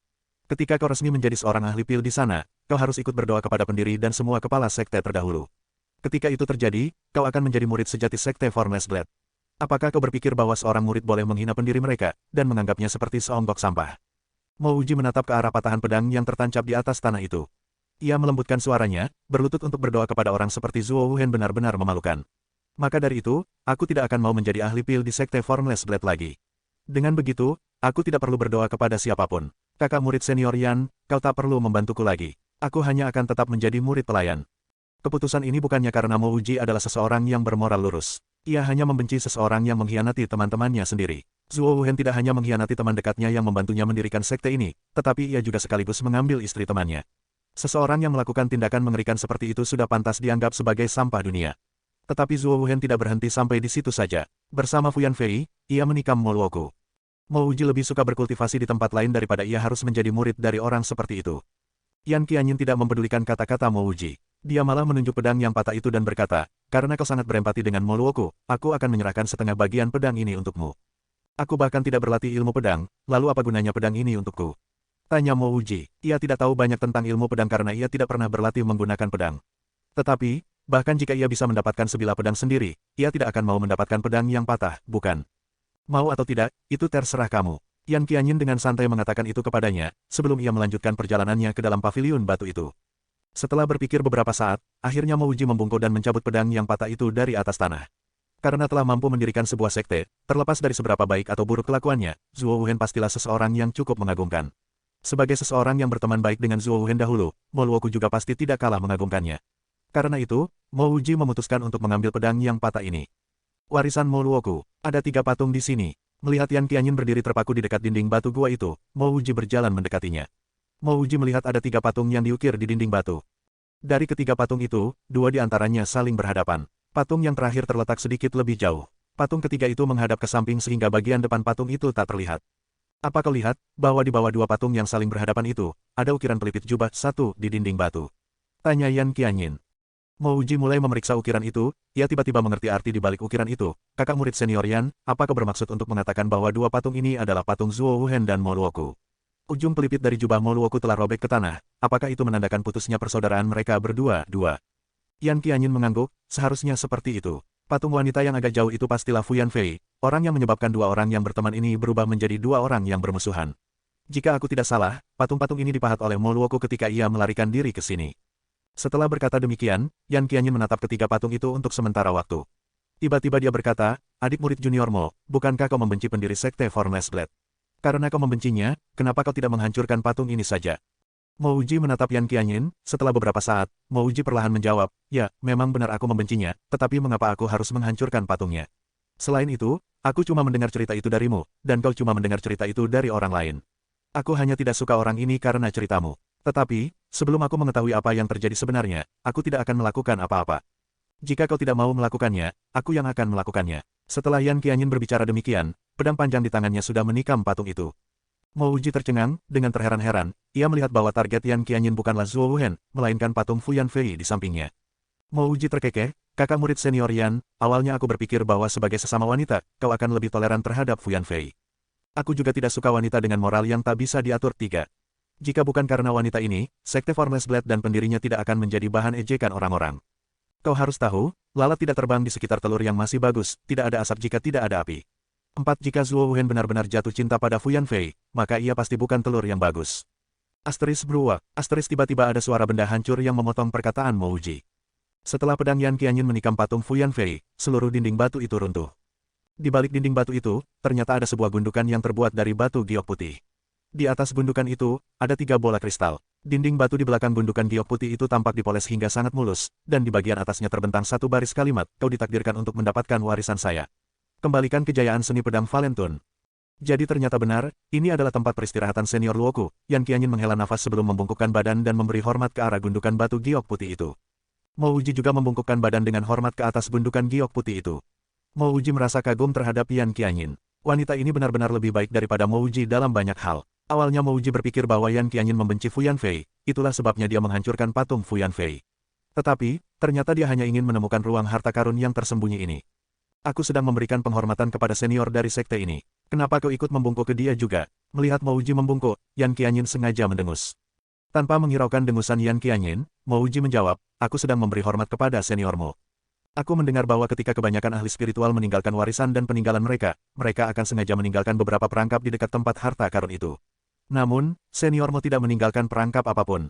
Itu menunjukkan bahwa ia adalah orang yang jujur ayuro dan terhormat. Selain itu, aku juga akan segera mendapatkan salah satu harta karunnya, sudah sepantasnya aku memberikan penghormatan kepada senior ini. Yan Qianyin sedikit tersenyum, dia mengerti bahwa Mo Wuji hanya sedang mengingatkan untuk tidak melupakan membagi sebagian harta karun ini untuknya. 3 bola kristal ini adalah bola kristal transfer keterampilan. Kelebihan bola kristal transfer keterampilan adalah bola ini berisi wawasan dan pemahaman terhadap keterampilan atau teknik milik leluhur yang terdahulu. Wawasan di dalam bola ini sangatlah mendalam, dan orang yang mewarisinya tidak akan bingung untuk memahaminya. Meskipun andai pewaris itu menderita keterbelakangan mental, ia masih akan dapat sepenuhnya memahami seluk-beluk dan detail di dalam bola kristal transfer keterampilan ini. Yan Qianyin hanya perlu 1 kali melihat ekspresi Mo Wuji untuk mengetahui bahwa ia tidak mengenali apa yang mereka berdua lihat. Maka dari itu Yan Qianyin berinisiatif untuk menjelaskannya.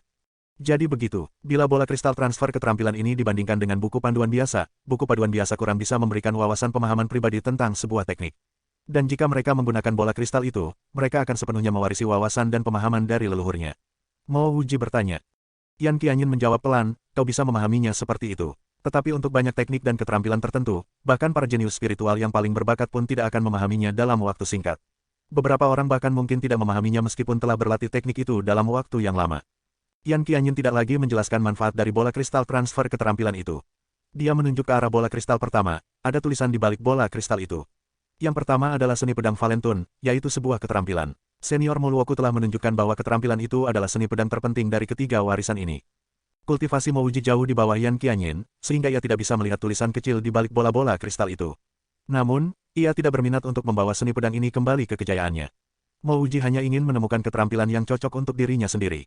Bola kristal kedua mengandung teknik kultivasi dari senior Mo Luoku, jadi aku tidak akan mengenalkannya padamu karena kau tidak akan tertarik.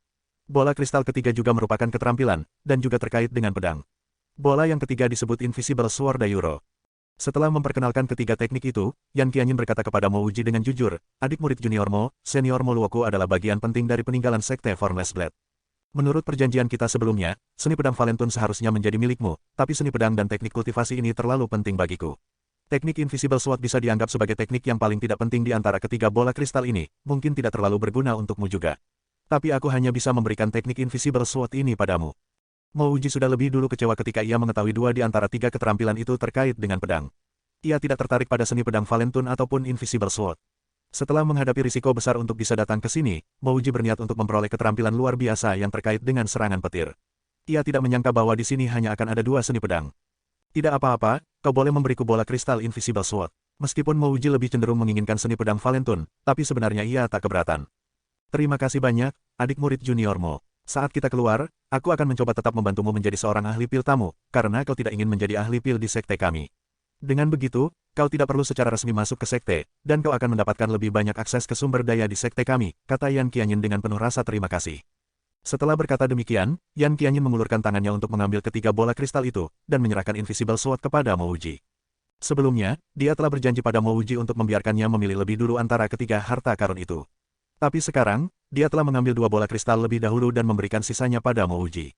Ini membuat Yan Qianyin merasa agak menyesal. Ini bukan karena Yan Qianyin ingin mengingkari perjanjian, tetapi karena dia tidak menyangka bahwa harta karun itu merupakan warisan dari Sekte Moluoku. Apakah ahli pil tamu boleh mendatangi perpustakaan kitab suci Sekte Formless Blade?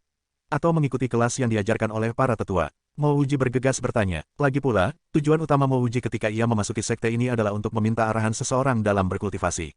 Ahli pil tamu adalah seseorang yang spesial di sekte kami. Maka dari itu, kau boleh memasuki perpustakaan kitab suci untuk meminjam buku-buku panduan di sekte kami. Namun, ada beberapa batasan. Ahli pil tamu tidak boleh memiliki akses ke panduan seni pedang dan teknik pedang Sekte Formless Blade. Yan Qianyin menjelaskan dengan nada meminta maaf. Itu sudah cukup bagiku. Terima kasih kakak murid senior Yan. Mo Wuji segera mengucapkan terima kasih. Ia tidak ingin menjadi murid langsung dari Sekte Formless Blade. Ia juga tidak tertarik melihat panduan inti dari sekte itu. Mo Wuji menempatkan bola kristal Invisible Sword ke dalam tasnya, kemudian ia menyerahkan tasnya beserta seluruh isinya kepada Yin Qianyin. Kakak murid senior Yan, tas ini berisi semua barang-barangku, selain patahan pedang Valentun dan bola kristal Invisible Sword, ada juga beberapa pil dan tanaman obat spiritual di dalamnya. Ketika nanti aku memerlukannya, aku minta maaf karena aku perlu merepotkanmu untuk membantuku mengeluarkannya. Karena Mo Wuji hanyalah seorang murid pelayan, barang-barang ini hanya akan menjadi hadiah bagi orang lain, karena barang-barang itu akan mudah dirampas orang jika ia membawanya sendiri. Yan Qianyin memasukkan tas Mo Wuji ke dalam kantung penyimpanannya. Aku akan membantumu mengeluarkan barang-barang ini nanti. Sebenarnya, kau sudah menjadi pembuat pil tingkat mortal jenjang 2. Kau tidak memerlukanku untuk mengenalkanmu sebagai seorang ahli pil tamu. Jadi anggap saja ini sebagai bentuk hutang budiku padamu. Kita akan membicarakannya lebih lanjut ketika kita keluar. Bagaimana caranya kita keluar? Tanya Mo Wuji. Seharusnya kita sudah sebulan di sini. Bahkan jika ada masalah dengan formasi transfer itu, seharusnya proses pengeluaran kita dari sini hanya akan tertunda beberapa hari. Tapi pada akhirnya, kita akan masih bisa keluar. Kali ini, kau tidak perlu khawatir. Tidak akan ada masalah ketika kita keluar. Yan Qianyin sepertinya diingatkan akan sesuatu, dan tidak melanjutkan perkataannya. Mo Wuji masih memiliki beberapa keraguan dalam hatinya. Menurut apa yang kau katakan sebelumnya, Life Sucking Beast seharusnya tidak muncul di sini secara tiba-tiba. Karena makhluk itu ada di sini, apakah itu berarti bahwa ada orang lain di Gunung Formless Blade ini? Dan apakah kerusakan formasi transfer itu dikarenakan orang ini? Yan Qianyin menjawab dengan ragu-ragu, sulit bagiku untuk menjawabnya. Jika ada orang lain yang datang sebelum kita, mengapa baru kita yang bisa mendapatkan warisan senior Moluoku? Mungkin orang itu sangat kuat, sehingga ia tak perlu warisan dari senior Moluoku. Mo Wuji tidak menyelesaikan kata-katanya. Sebuah suara cekikikan yang terdengar mengerikan menyela perkataan Mo Wuji. Hehehe, kau benar. Hal-hal kecil dari Moluoku itu benar-benar tidak sesuai dengan apa yang kuharapkan. Siapa itu? Yan Qianyin tiba-tiba berbalik ke belakang. Ahli pil tamu. Makhluk yang baru saja kau tangkap itu adalah peliharaan Kuayuro. Suara yang suram terdengar dari dalam gua. Mo Wuji dan Yan Qianyin berusaha sekuat tenaga untuk melihat siapa sumber suara itu. Namun mereka hanya melihat sesosok bayangan samar berbentuk seorang wanita. Hampir mustahil bagi mereka untuk menentukan seperti apa penampilan wanita itu. Mo Wuji merinding ketika ia dapat merasakan aura suram dari gua itu makin lama makin kuat. Rasanya seolah-olah udara di sekitar Mo Wuji akan membeku, meskipun sebenarnya tidak ada perubahan apapun. Yan Qianyin mengeluarkan karung goni berisi Life Sucking Beast yang baru saja dia tangkap, dan dia berkata tanpa ragu, Senior Yan Fei, maafkan junior ini yang telah sembrono. Aku tidak tahu bahwa Life Sucking Beast ini masih menjadi milik seseorang. Adik murid junior Mo, kita tidak bisa tinggal di sini lebih lama lagi Ayuro. Fu Yan Fei, Mo Wuji tidak tahu mengapa Yan Qianyin dapat mengenali siapa sosok bayangan wanita itu. Tapi Mo Wuji bisa mengetahui dari sorot mata Yan Qianyin bahwa dia jelas-jelas telah berbohong. Namun, Mo Wuji tidak tahu mengapa Yan Qianyin melakukannya. Jangan pergi dulu, karena kalian sudah ada di sini. Bukankah Situa Zuo Wuhen telah memperingatkanmu bahwa Gunung Formless Blade bukanlah tempat di mana siapapun bisa datang dan pergi sesuka mereka? Bayangan itu menjulurkan kedua lengannya dan mencengkeram kepala Mo Wuji. Mo Wuji mencoba untuk menghindar, tetapi tidak berhasil. Kepala Yan Qianyin juga dicengkeram. Setelah berhasil melepaskan diri, Yan Qianyin meludahkan sebercak darah dari mulutnya sebelum mencabut pedangnya dan menyerang sosok bayangan wanita itu. Udara yang sangat dingin dan tegang di sekitar Mo Wuji terasa sedikit mengendur. Adik murid junior Mo, hanya ini yang bisa kubantu. Cepatlah melarikan diri. Yan Qianyin tiba-tiba menghilang setelah menyerang sosok itu dengan pedangnya.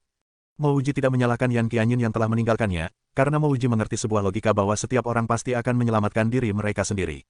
Logika itu terutama berlaku dalam situasi seperti ini. Ia tahu bahwa mustahil bagi Yan Qianyin untuk menyelamatkannya. Karena itu, ia benar-benar menghargai usaha Yan Qianyin untuk membantu mencairkan udara dingin di sekitarnya. Lagi pula, akan sia-sia jika Mo Wuji mencoba melarikan diri bersama dengan Yan Qianyin. Ini karena Mouji mengerti akan suatu pemikiran, ketika menghadapi sekawanan serigala yang mengejar kalian, kau tidak perlu berlari lebih cepat dari serigala itu untuk bisa selamat, tapi kau hanya perlu berlari lebih cepat dari temanmu. Namun, teman Mouji adalah Yan Qianyin, dan Mouji tahu ia tidak pernah bisa berlari lebih cepat darinya. Mouji juga tahu, pemikiran tersebut berlaku untuk Yan Qianyin, tapi tidak dengan dirinya. Lagi pula, Yan Qianyin sudah membantu membebaskannya dari cengkeraman tadi. Itu membuktikan bahwa Yan Qianyin masih mau menyelamatkannya, bukannya hanya meninggalkannya untuk menangkis musuh. Mungkin Yan Qianyin tahu bahwa Mouji sendiri tidak bisa dalam menghadapi sosok bayangan wanita ini. Alih-alih melarikan diri saat ia dibebaskan, Mouji menarik pisaunya dan segera menyerang balik. Seketika terdengar teriakan dahsyat setelah ada kilatan petir berwarna biru yang melintas. Mouji kemudian menyadari bahwa lawannya takut akan petir. Mouji segera berbalik 180 derajat dan cepat-cepat berlari keluar dari gua itu dalam waktu sesingkat mungkin. Sosok bayangan wanita itu sangat kuat. Jika dia mengetahui bahwa Mouji hanyalah macan kertas satu yang mengeluarkan petir, maka berakhirlah hidup Mouji yang singkat. Mungkin serangan petir dari Mouji benar-benar efektif, karena bayangan wanita itu tidak mengikutinya untuk membalas serangannya, bahkan hingga Mouji berhasil sampai ke tanaman-tanaman rambat di dekat pintu masuk gua. Saat Mouji sudah keluar dari gua itu, ia merasakan sebuah kekuatan yang tiba-tiba mengikatnya. Kekuatan itu sangat besar seolah-olah mengguncang bumi. Mouji ketakutan saat berpikir bahwa kekuatan ini datang dari sosok wanita sangat kuat yang sedang mengejarnya. Namun, ketika Mouji melirik ke belakang, ia melihat wanita itu baru saja keluar dari tanaman-tanaman merambat di pintu masuk gua. Kekuatan ini tidak mungkin berasal darinya. Pada saat sosok wanita itu mengulurkan tangannya untuk mencoba menangkap Mouji lagi, Mouji sudah terlempar keluar dari pandangan wanita itu. Kekuatan yang melempar Mouji begitu kuat, hingga ia sangat terkejut sampai hampir jatuh dengan punggung menghantam tanah ketika ia mendarat. Mouji mengamati sekelilingnya, dan ia segera menyadari bahwa ia telah kembali ke paviliun batu yang sama sebelum ia memasuki Gunung Formless Blade. Mouji memperhatikan bahwa Yan Qianyin, ahli Pilju, dan satu orang lagi juga berada di sana. Awalnya, ada 13 orang yang masuk ke formasi transfer itu. Tetapi hanya kurang dari sepertiga dari mereka yang berhasil keluar. Ahli Pilsi juga tidak ada di situ. Mouji menduga bahwa ahli Pilsi juga tidak selamat dari kekacauan yang terjadi di formasi transfer. Mouji merasa berat hati, karena meskipun keterampilan ahli Pilsi dalam membuat pil tidak begitu bagus, kualifikasinya buruk, dan temperamennya tinggi, tetapi ahli Pilsi adalah orang yang jujur dan tidak licik sama sekali. Yan Qianyin terbelalak saat melihat Mouji berhasil keluar. Sebenarnya, Yan Qianyin merasa sangat bersalah saat menyadari dirinya tidak memiliki kemampuan untuk menyelamatkan Mouji. Dia bahkan tidak peduli dengan keberuntungan yang dimiliki oleh Mouji. Ahli Pilju terkejut luar biasa ketika ia melihat Mouji. Ia tak bisa percaya bahwa seorang bocah pelayan seperti Mouji bisa selamat dari kerusakan formasi transfer itu. Sebelum ada yang bisa berbicara, datanglah sekelompok orang yang dipimpin oleh Guran, kepala sekte Formless Blade, yang memasuki paviliun itu. Tampak jelas bahwa Guran merasa sangat lega ketika ia melihat Yan Qianyin. Guran mengumumkan, kerusakan formasi transfer sebelumnya mengakibatkan sekte Formless Blade kehilangan banyak korban jiwa. Untungnya, dari 4 orang yang masih bisa keluar, 3 di antaranya adalah ahli pil. Ini adalah keberuntungan besar di balik musibah ini. Kepala sekte, kita harus bicara ketika kita kembali ke aula, kata seorang tetua yang juga menghela nafas lega setelah melihat Yan Qianyin. Bukankah kau murid pelayan dari ahli Pilsi? Mengapa kau masih hidup? Akhirnya seseorang memperhatikan keberadaan Mouji. Saat itu juga, perhatian Guran beralih pada Mouji. Ia juga bertanya-tanya bagaimana Mouji bisa selamat. Tetapi karena ia terlalu fokus kepada Yan Qianyin, ia benar-benar lupa untuk menanyakan itu. Mouji buru-buru membungkukkan badan dan berkata, para senior sekte, junior ini menerima bantuan luar biasa dari ahli pilihan yang telah menyelamatkan nyawa saya. Mouji tahu dirinya tidak berhak untuk memanggil Yan Qianyin sebagai kakak murid senior di depan begitu banyak tetua sekte. Oh, apakah itu benar? Semua orang di situ menatap Yan Qianyin. Yan Qianyin mengangguk, memang, adik murid juniormu terluka ketika aku bertemu dengannya, dan aku menawarkan bantuan padanya. Setelah itu, aku mengetahui bahwa adik murid juniormu belajar sendiri tentang pembuatan pil di kota Raozhou, dan dia sebelumnya juga adalah seorang pembuat pil. Meskipun ia memiliki akar spiritual yang lemah, tapi pengetahuannya tentang pil sangat luar biasa. Ketika aku bertemu dengannya, Mouji bergegas menyela Yan Qianyin, semua itu berkat kakak murid senior Yan yang telah membimbing saya dengan sabar. Saya tidak akan pernah bisa menjadi pembuat pil sejati tanpa bantuan Anda. Yan Qianyin curiga atas apa yang dikatakan Mouji. Ketika dia pertama kali melihatnya, Mouji sudah menjadi pembuat pil jenjang 1, dan ia hampir naik ke jenjang 2. Kenyataannya, Yan Qianyin tidak memberikan terlalu banyak bimbingan kepada Mouji, kecuali beberapa tips saja. Yan Qianyin tidak melanjutkan perkataannya, meskipun dia masih bingung mengapa Mouji mengatakan semua kemampuan yang Mouji miliki berasal dari bimbingannya. Kau adalah seorang pembuat pil. Guran menatap Mouji dengan ragu, karena ia belum pernah mendengar tentang seorang murid pelayan yang tiba-tiba berubah menjadi pembuat pil. Yan Qianyin menjawab atas nama Mouji, ya, benar. Kepala sekte, Mouji tidak hanya sekadar pembuat pil, tapi kemampuannya sudah setara pembuat pil jenjang 2. Saya memang membimbingnya sedikit dan saya yakin ia bisa naik menjadi pembuat pil jenjang 2. Faktor yang terpenting adalah ia memiliki bakat untuk membuat pil, bahkan saya berpikir ia mungkin memiliki bakat yang lebih bagus daripada saya. Setelah memikirkan apa yang dikatakan Mo Wuji sebelumnya, Yan Qianyin berinisiatif untuk mengungkapkan bakat Mo Wuji yang sebenarnya, dan mengatakan bahwa ia berpeluang menjadi pembuat pil jenjang 2. Jadi begitu, kedua mata Guran tampak menyala setelah mendengar apa yang dikatakan Yan Qianyin, jadi Wuji ternyata adalah seorang pembuat pil jenjang 2. Qianyin, kenapa kita tidak menjadikan Wuji sebagai ahli pil resmi di Sekte Formless Blade? Ahli Pilju, yang tidak terlalu senang terhadap Mo Wuji, menjadi lebih tidak senang setelah mendengar saran dari Guran.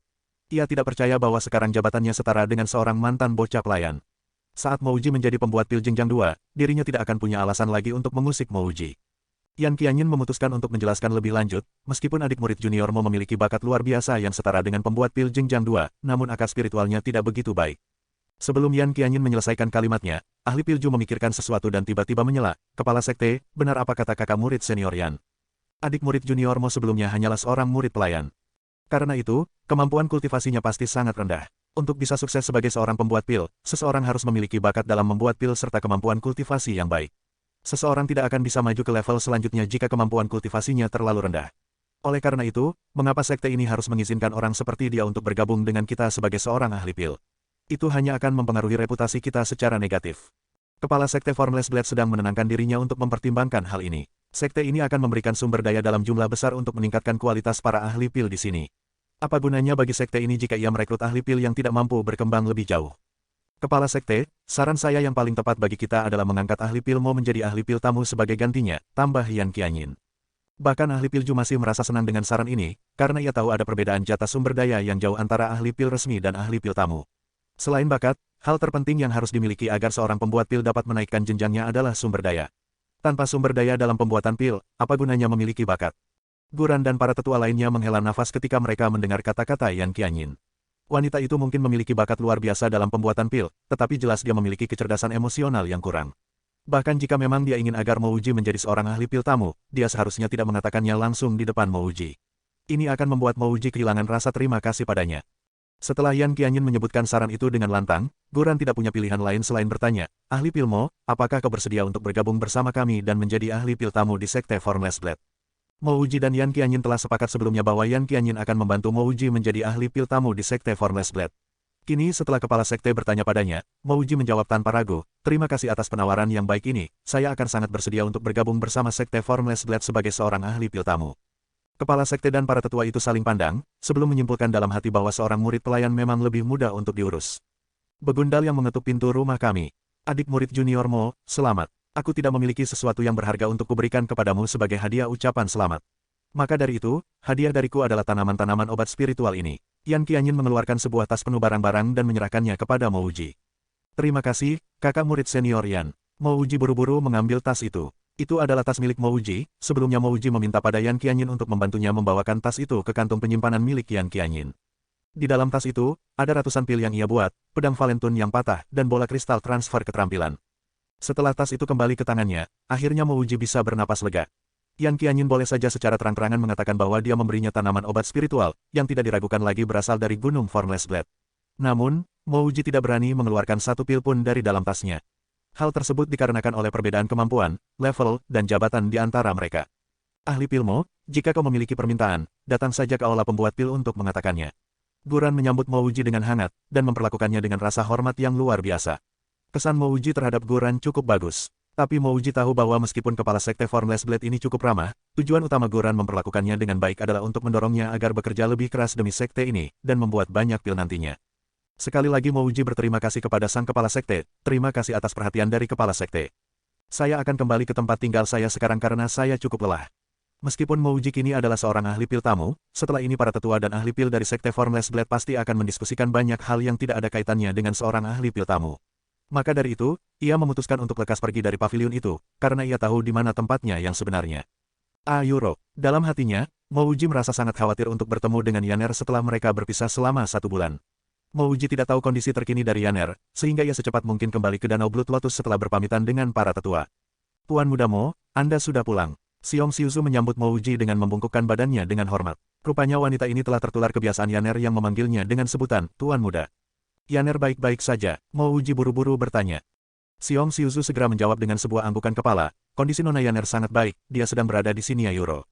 Saat Xiong Xiuzu berkata demikian, Mo Wuji melihat Yaner sedang membawa telur kuning yang diambil Mo Wuji dari gua Winged Sea Leopard di Laut Seven Angles.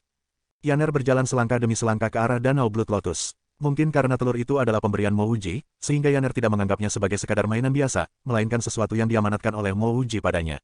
Dan mungkin karena rasa kedekatan antara mereka, Yaner kini dengan polosnya berdiri di samping Mo Wuji. Setelah memperhatikan bahwa wajah Yaner tampak lebih berwarna, dan tubuh Yaner telah berkembang secara signifikan, Mo Wuji merasa makin puas dengan cara Xiong Xiuzu merawat Yaner. Kondisi Yaner saat ini membuktikan bahwa Xiong Xiuzu merawat Yaner dengan sangat baik. Kau melakukan pekerjaan ini dengan baik, Mo Wuji memujinya dengan rasa puas. Xiong Xiuzu segera membalas perkataan Mo Wuji dengan membungkukkan badannya. Terima kasih Tuan Muda telah menerima saya di sini. Saya merasa jauh lebih baik di sini daripada di tempat tinggal sebelumnya. Silakan minum segelas air dulu, Tuan Muda. Kata-kata yang keluar dari mulut Xiong Xiuzu ini bukanlah dusta. Kulit Xiong Xiuzu jadi lebih cerah dan tangannya tidak kasar lagi, tidak seperti sebulan lalu. Dia segera pergi untuk menghidangkan segelas air kepada Mo Wuji untuk menyambut kepulangannya. Haha, betapa tak tahu malunya kau ini, seorang murid pelayan yang menyebut dirinya sendiri Tuan Muda. Asteris perang, asteris gelas di tangan Xiong Xiuzu jatuh ke tanah begitu dia mendengar suara ini. Mo Wuji bahkan bisa melihat bayangan Xiong Xiuzu sedikit bergetar, lalu dia mundur ke balik punggung Mo Wuji. Jelas sekali betapa takutnya dia terhadap pemilik suara ini. Mo Wuji mendongakkan kepalanya dan melihat dua pria yang sedang berjalan di sepanjang tepi Danau Blood Lotus. Salah satu dari mereka dikenali Mo Wuji dengan baik, diakon dari murid-murid pelayan, Wu Kei. Wu Kei tampak sedang menasihati satu pria lainnya tanpa henti, tetapi Wu Kei sama sekali tidak ditanggapi. Saat Wu Kei akhirnya mengetahui bahwa Mo Wuji sudah pulang, dengan cepat ia mengambil beberapa langkah ke depan untuk berbicara dengan Mo Wuji. Saudara Mo, jadi kau sudah kembali. Seseorang dengan posisi seperti Wu Kei tidak akan mengetahui sesuatu seperti formasi transfer ke Gunung Formless Blade yang mengalami kerusakan, jadi yang ia tahu adalah bahwa Mo Wuji tampak disukai oleh ahli Pilsi dan Mo Wuji menjadi murid pelayan pribadinya. Mo Wuji mengangguk ringan, sebelum ia mengalihkan pandangannya ke arah pria yang baru saja menghinanya. Pria ini memiliki sepasang mata berbentuk segitiga yang khas, dan penampilan pun tampak seperti bukan orang biasa. Tapi matanya itu membuat penampilannya jauh lebih buruk. Seorang murid pelayan berani menyebut dirinya Tuan Muda setelah kenal dengan Wu Kei. Kalau begitu, maka aku akan menyebut diriku sebagai seorang raja. Pria bermata segitiga itu melanjutkan ejekannya ketika melihat Mo Wuji sama sekali tidak meresponnya. Melihat reaksi Xiong Xiuzu tadi, Mo Wuji bisa sedikit menebak siapa pria ini. Jika ia tidak salah menebak, pria bermata segitiga ini kemungkinan adalah orang yang mematahkan kaki Tao Ao. Saudara Mo, orang ini adalah seorang murid yang memiliki hubungan keluarga dengan penguasa dari Fire Sword Summit, Chang Wenbin. Wu Kei buru-buru menjelaskan, ia takut Mo Wuji akan mengatakan sesuatu yang menyinggung pria bermata segitiga itu. Meskipun Mo Wuji disukai oleh ahli Pilsi, tetapi bila dibandingkan dengan Chang Wenbin, posisi Mo Wuji masih sedikit lebih rendah. Bagaimanapun juga, Mo Wuji hanyalah seorang murid pelayan, sehingga apapun yang terjadi, ahli Pilsi tidak akan mengambil risiko berhadapan dengan penguasa dari Fire Sword Summit. Setelah berbicara dengan Mo Wuji, Wu Kei cepat-cepat berbalik dan menjelaskan kepada pria bermata segitiga itu, Tuan Chang, ini adalah Mo Wuji. Ia sangat disukai oleh ahli Pilsi, dan saat ini ia bekerja di bawah naungan ahli Pilsi. Wu Kei berkata demikian dengan niat untuk membuat Chang Wenbin mendapatkan sedikit rasa takut, sehingga ia akan sedikit menahan diri. Oh, jadi kau murid pelayan yang mengambil bahan-bahan, Chang Wenbin berkomentar dengan sarkastik, sebelum wajahnya berubah geram, bocah pelayan rendahan seharusnya minggir dari hadapanku. Aku tidak kesini untuk bertemu kau hari ini. Chang Wenbin kemungkinan datang ke sini karena Mo Wuji telah menampung Xiong Xiuzu dan suaminya. Chang Wenbin sangat tidak senang dengan tindakan Mo Wuji itu. Tapi hal ini membingungkan Mo Wuji. Logikanya, bahkan jika Tuan dan Nyonya Tao Ao memang pernah menyinggung Chang Wenbin, ia seharusnya tidak terus menyibukkan diri untuk berurusan dengan orang-orang yang lebih rendah statusnya dari dia. Apalagi setelah ia mematahkan kaki Tao Ao. Namun, Chang Wenbin tidak hanya terus mencari masalah dengan Tao Ao, tapi ia juga sampai mengejar mereka ke Danau Blood Lotus. Tuan Chang, kami sudah memberikan benda-benda itu pada Anda. Kedua kaki Tao Ao juga telah patah olehmu karena ia terlalu banyak bicara. Jadi tolonglah, aku mohon, biarkan kami pergi. Xiong Xiuzu segera berlutut ke tanah. Ekspresi Chang Wenbin segera berubah. Benda-benda itu, benda-benda apa? Apa yang diinginkan seorang murid luar sekte level Earth dari sekadar pelayan? Mendengar itu, Xiong Xiuzu seketika bersujud ke tanah, sambil berulang kali berkata, maaf Tuan, saya mengada-ada. Tolong maafkan saya. Oke, aku akan memaafkanmu, asal kau membawa suamimu, si pengacau berkaki patah itu. Dan ikuti aku. Chang Wenbin mendengus, tatapan tajam tampak dari matanya yang berbentuk segitiga. Ternyata Chang Wenbin telah meneliti benda-benda yang ia ambil dari Xiong Xiuzu. Firasatnya mengatakan bahwa benda itu bukanlah benda biasa. Maka dari itu, tiba-tiba sebuah pikiran jahat merayap ke kepalanya, ia ingin menghilangkan siapapun yang tahu tentang benda-benda itu dari dunia ini. Begitu Xiong Xiuzu mendengar bahwa Chang Wenbin ingin dia pergi bersamanya, Xiong Xiuzu merasa lemas. Jika dia pergi bersamanya, kemungkinan besar dia akan mati. Tetapi di sisi lain dia juga tahu bahwa Mo Wuji akan terlibat masalah ini jika dia tetap di sini. Baik, Tuan, kami akan segera pergi bersamamu. Xiong Xiuzu menjawab dengan suara bergetar. Tunggu, Mo Wuji tidak peduli tentang apapun yang dilakukan Chang Wenbin, tetapi ia segera mencegah ketika Xiong Xiuzu hendak pergi. Nona Xiong, kau sekarang adalah tamuku, jadi bagaimana mungkin kau pergi begitu saja? Ketika aku tidak ada, apakah pria bermata segitiga ini datang untuk menyakiti kalian sebelumnya? Dia, gigi Xiong Xiuzu bergetar ketakutan, ia tidak tahu ia harus menjawab apa kepada Mo Wuji. Kenyataannya, ketika Mo Wuji pergi, Chang Wenbin telah datang ke sini satu kali. Tetapi karena beberapa alasan, ia diusir sebelum ia bisa mengatakan apa-apa. Matilah kau, Chang Wenbin mengayunkan tangannya ke arah wajah Mo Wuji. Mo Wuji segera menghindar satu langkah ke samping, dan dengan kibasan tangannya, ia menamparkan tepat ke wajah Chang Wenbin. Meskipun Chang Wenbin berakar spiritual, namun kualitas akarnya lemah. Chang Wenbin hanya bisa mengandalkan nama pamannya yang merupakan senior dari sebuah sekte, sehingga ia baru bisa berada di tahap channel opening level 2. Bahkan andai ia sudah waspada untuk menghadapi serangan balik dari Mo Wuji, ia tetap tidak akan bisa menghindari tamparan itu. Dan terlebih lagi, saat ini ia sama sekali tidak waspada. Tamparan itu mendarat sempurna ke wajahnya. Saat kepalanya terpelanting ke satu sisi, beberapa gigi copot dan semburan darah muncrat keluar dari mulutnya. Kekuatan dari tamparan Mo Wuji membuat Chang Wenbin terlempar jauh. Wu Kai terhenyak. Mo Wuji benar-benar menamparkan Chang Wenbin dengan kekuatan sebesar itu sampai ia terlempar. Mo Wuji bahkan membuat Chang Wenbin kehilangan beberapa gigi. Tampaknya situasi ini tidak bagus. Yang Baja, Kawayuro, Chang Wenbin menunjuk ke arah Mo Wuji dengan penuh amarah. Ia sangat kaget, sampai-sampai ia lupa bahwa ia seharusnya bangun untuk membalas perbuatan Mo Wuji. Selama ia berada di Sekte Formless Blade, ia tidak pernah mengalami insiden di mana seorang murid pelayan berani melawannya. Mo Wuji melangkah menghampiri Chang Wenbin, beberapa ketakutan melanda pikiran Mo Wuji. Untung saja, saat pria ini pertama kali datang ke sini, ia langsung pergi tanpa melakukan banyak hal. Jika Yaner benar-benar terluka atau akhirnya cacat gara-gara pria ini, sudah terlambat bagi Mo Wuji untuk menyesal. Insiden ini sebenarnya adalah sebuah peringatan bagi Mo Wuji, tak peduli kemanapun ia akan pergi di kemudian hari, ia harus membawa Yaner. Melihat Mo Wuji akan menghajar Chang Wenbin sekali lagi, Wu Kai buru-buru berteriak, "Saudara Mo, tolong jangan terus memukulnya. Kau hanya akan merugikan dirimu sendiri." Jika penguasa dari puncak Fire Sword marah, bahkan meskipun Si Jun melindungi Mo Wuji, ia tidak akan luput dari kematian. Kematian Mo Wuji tidak akan berarti banyak bagi Wu Kai, tetapi Wu Kai sudah terlanjur menghabiskan waktunya untuk membangun hubungan baik dengannya. "Beraninya kau memukulku." Chang Wenbin akhirnya tersadar akan apa yang terjadi. Ia tetap menunjuk Mo Wuji dengan amarah yang meledak-ledak, sampai-sampai wajahnya telah berubah menjadi kehijauan. Sungguh sangat memalukan baginya, karena ia dipukuli oleh seorang murid layanan. Diakon Wu, jika orang ini tidak diusir dari sini sebelumnya, siapa yang tahu apa yang akan terjadi pada Yaner? Katakanlah, apakah aku harus memukulnya atau tidak? Ekspresi Mo Wuji sangat geram. Jika bukan karena bantuan Wu Kai terhadap Yaner, Mo Wuji tidak akan repot-repot untuk menjelaskan kepada Wu Kai. Wu Kai buru-buru menjelaskan dengan perlahan, pertama kali aku melihatnya mendatangi Xiong Xiuzu ke sini, aku bergegas memberitahu Qin Xiangyu.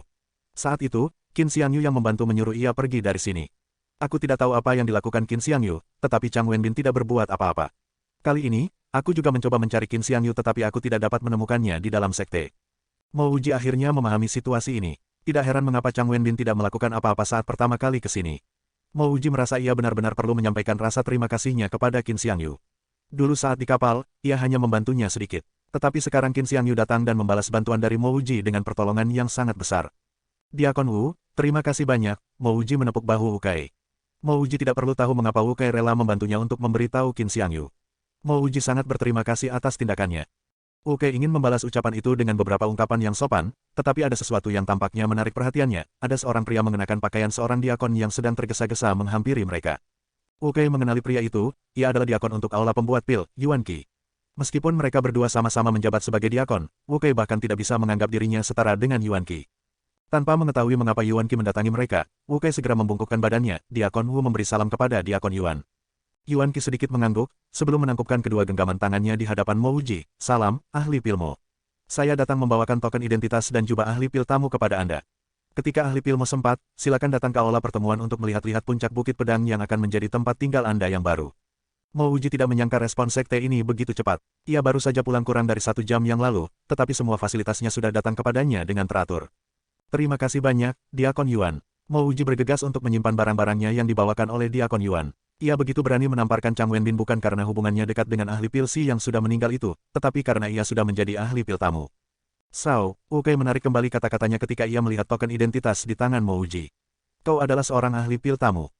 Wu Kai hendak memanggil Mo Wuji dengan sebutan, "saudara," tapi ia buru-buru menghentikan kata, "dara." Ahli pil tamu adalah posisi yang jauh di atas diakon yang bertanggung jawab atas murid-murid pelayan. Tidak heran mengapa Mo Wuji tidak takut pada Chang Wenbin. Andai Wu Kai adalah seorang ahli pil tamu, ia juga tidak akan takut pada Chang Wenbin. Saat ia memikirkan ini, Wu Kai hanya bisa merasakan gembira dalam hatinya. Untung saja ia telah membantu Mo Wuji, dan membantu memanggil Qin Xiangyu untuk menahan Chang Wenbin beberapa hari lalu. Chang Wenbin, yang sudah berdiri setelah ditampar Mo Wuji, menunjukkan ekspresi wajah yang tampak bodoh. Karena Mo Wuji adalah ahli pil tamu, pasti ia tak akan takut pada Chang Wenbin yang hanya diibaratkan sebagai seekor rubah yang berpura-pura menjadi seekor harimau yang agung. Chang Wenbin selalu mengandalkan paman seniornya yang merupakan penguasa puncak Fire Sword untuk bertindak sesuai keinginannya. Namun, jika sesuatu benar-benar terjadi, tidak mudah baginya untuk mencari perlindungan dari paman seniornya.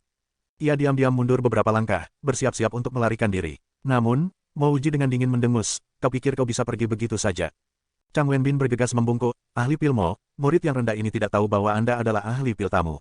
Tentang kesalahan saya sebelumnya, saya harap Anda akan memaafkannya. Saya juga tidak akan membiarkan masalah ini terdengar di telinga paman senior saya." Kalimat terakhir sebenarnya adalah pengingat untuk Mo Wuji, paman seniorku adalah penguasa dari puncak Fire Sword. Jadi kau jangan keterlaluan. Mo Wuji berkata pelan, "Jika kau memberitahu paman seniormu, tidak masalah bagiku. Xiong Xiuzu dan suaminya bekerja untukku. Ini bukan saatnya kau bertingkah arogan di rumahku. Kau bahkan mengambil benda-benda milik Tao Ao, dan mematahkan kedua kakinya. Apa kau pikir aku akan melupakan ini begitu saja?" Sebelumnya, Mo Wuji benar-benar tidak memiliki kekuatan untuk membantu Tao Ao dalam menuntut keadilan terhadap orang yang mematahkan kakinya. Selain itu, Mo Wuji tidak memiliki hubungan apapun dengan Tao Ao, jadi ia tidak perlu menyinggung orang lain karena Tao Ao.